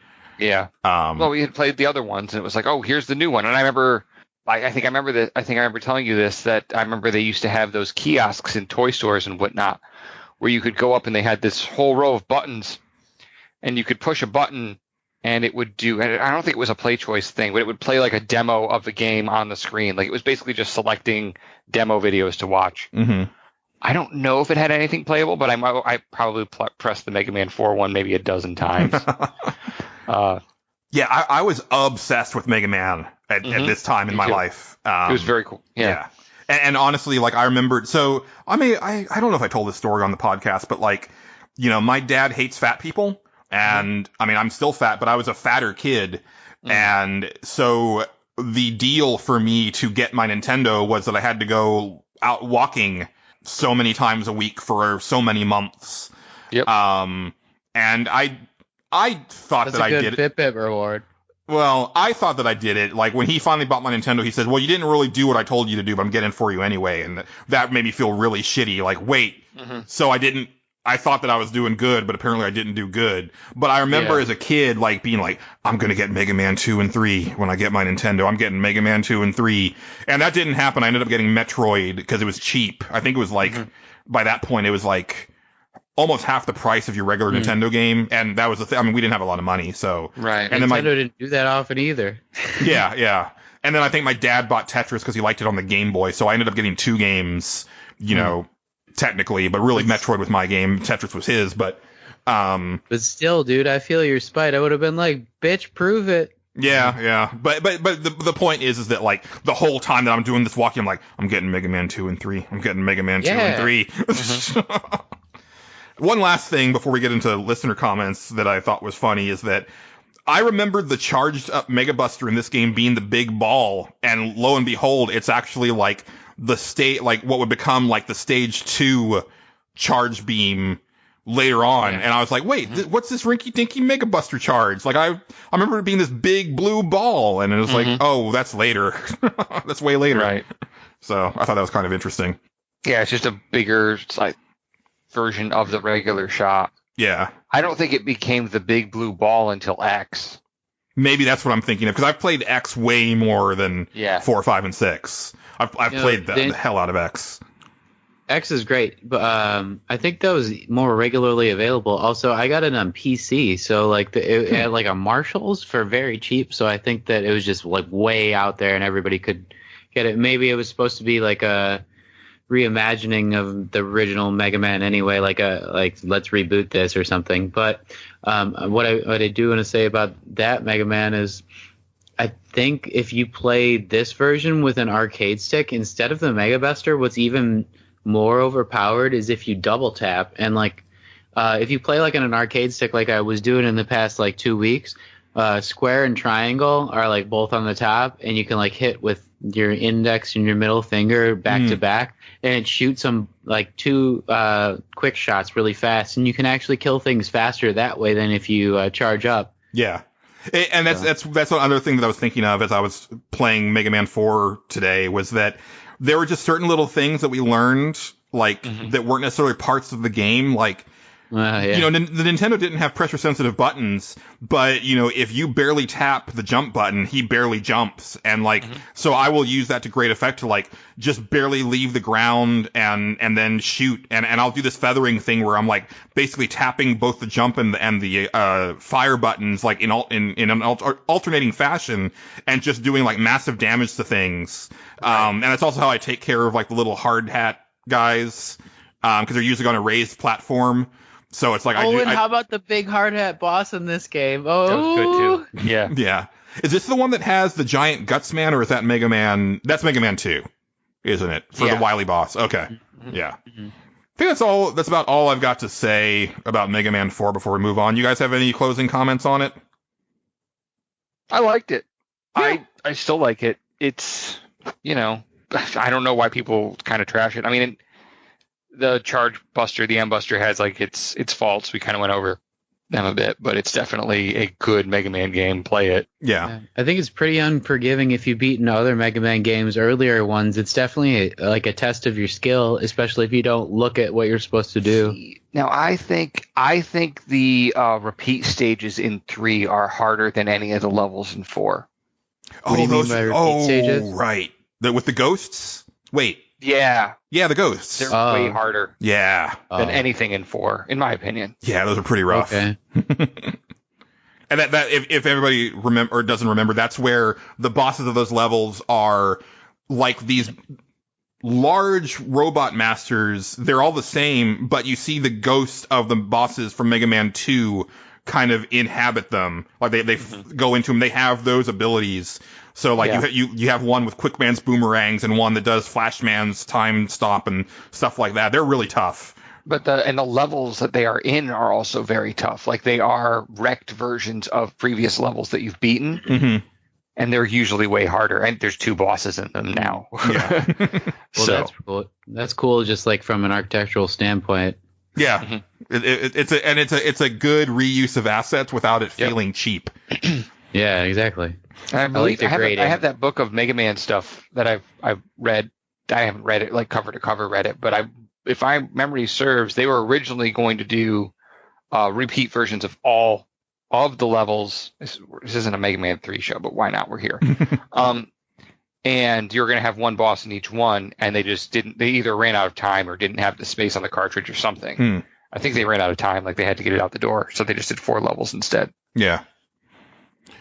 Well, literally, ain't nobody got shit to say about Mega Man 4. I think we've got 2 real comments. I'll go ahead and read everybody's real quick, but over at pixelbit.com, Superstep says, I have no opinion on any Mega Man games that are not 1, 2, 3, 7, X, or X2. Fair enough. All right, then. Casey says, I didn't play Mega Man 4, and I'm not a huge fan of the NES games. They're not bad, but the series got interesting with X to me.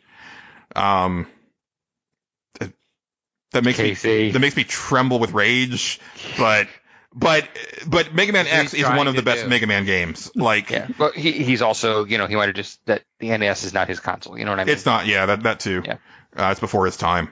PlayStation was his big console. Yeah, but then why not Mega Man Legends? That's a totally different thing. Yeah, and I don't want to go down that route. I hate Mega Man Legends. San Andreas says, I got nothing. I never played Mega Man 4. I might have said this earlier, but most of my experience with Mega Man revolves around Mega Man Legends and its sequel and spin-off on PS1. I never was into the series otherwise. There you go, Patrick. Yeah.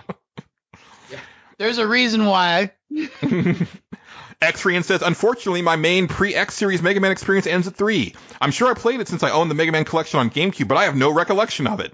That seems to be the general consensus, my friend. Yeah. Nobody remembers this game. It is an oddly forgettable game, and like the M-Buster just wasn't a good addition. We kind of already went over that. Like it doesn't help the game, in my opinion. I know you like it. Yeah. I don't think you love it. Well, it's not as cool as the slide. I think it's cool. I like the way that he flashes green, and then you can get him like on the screen transitions to just be all green, glowy Mega Man. I love that. I might like that better than the slide.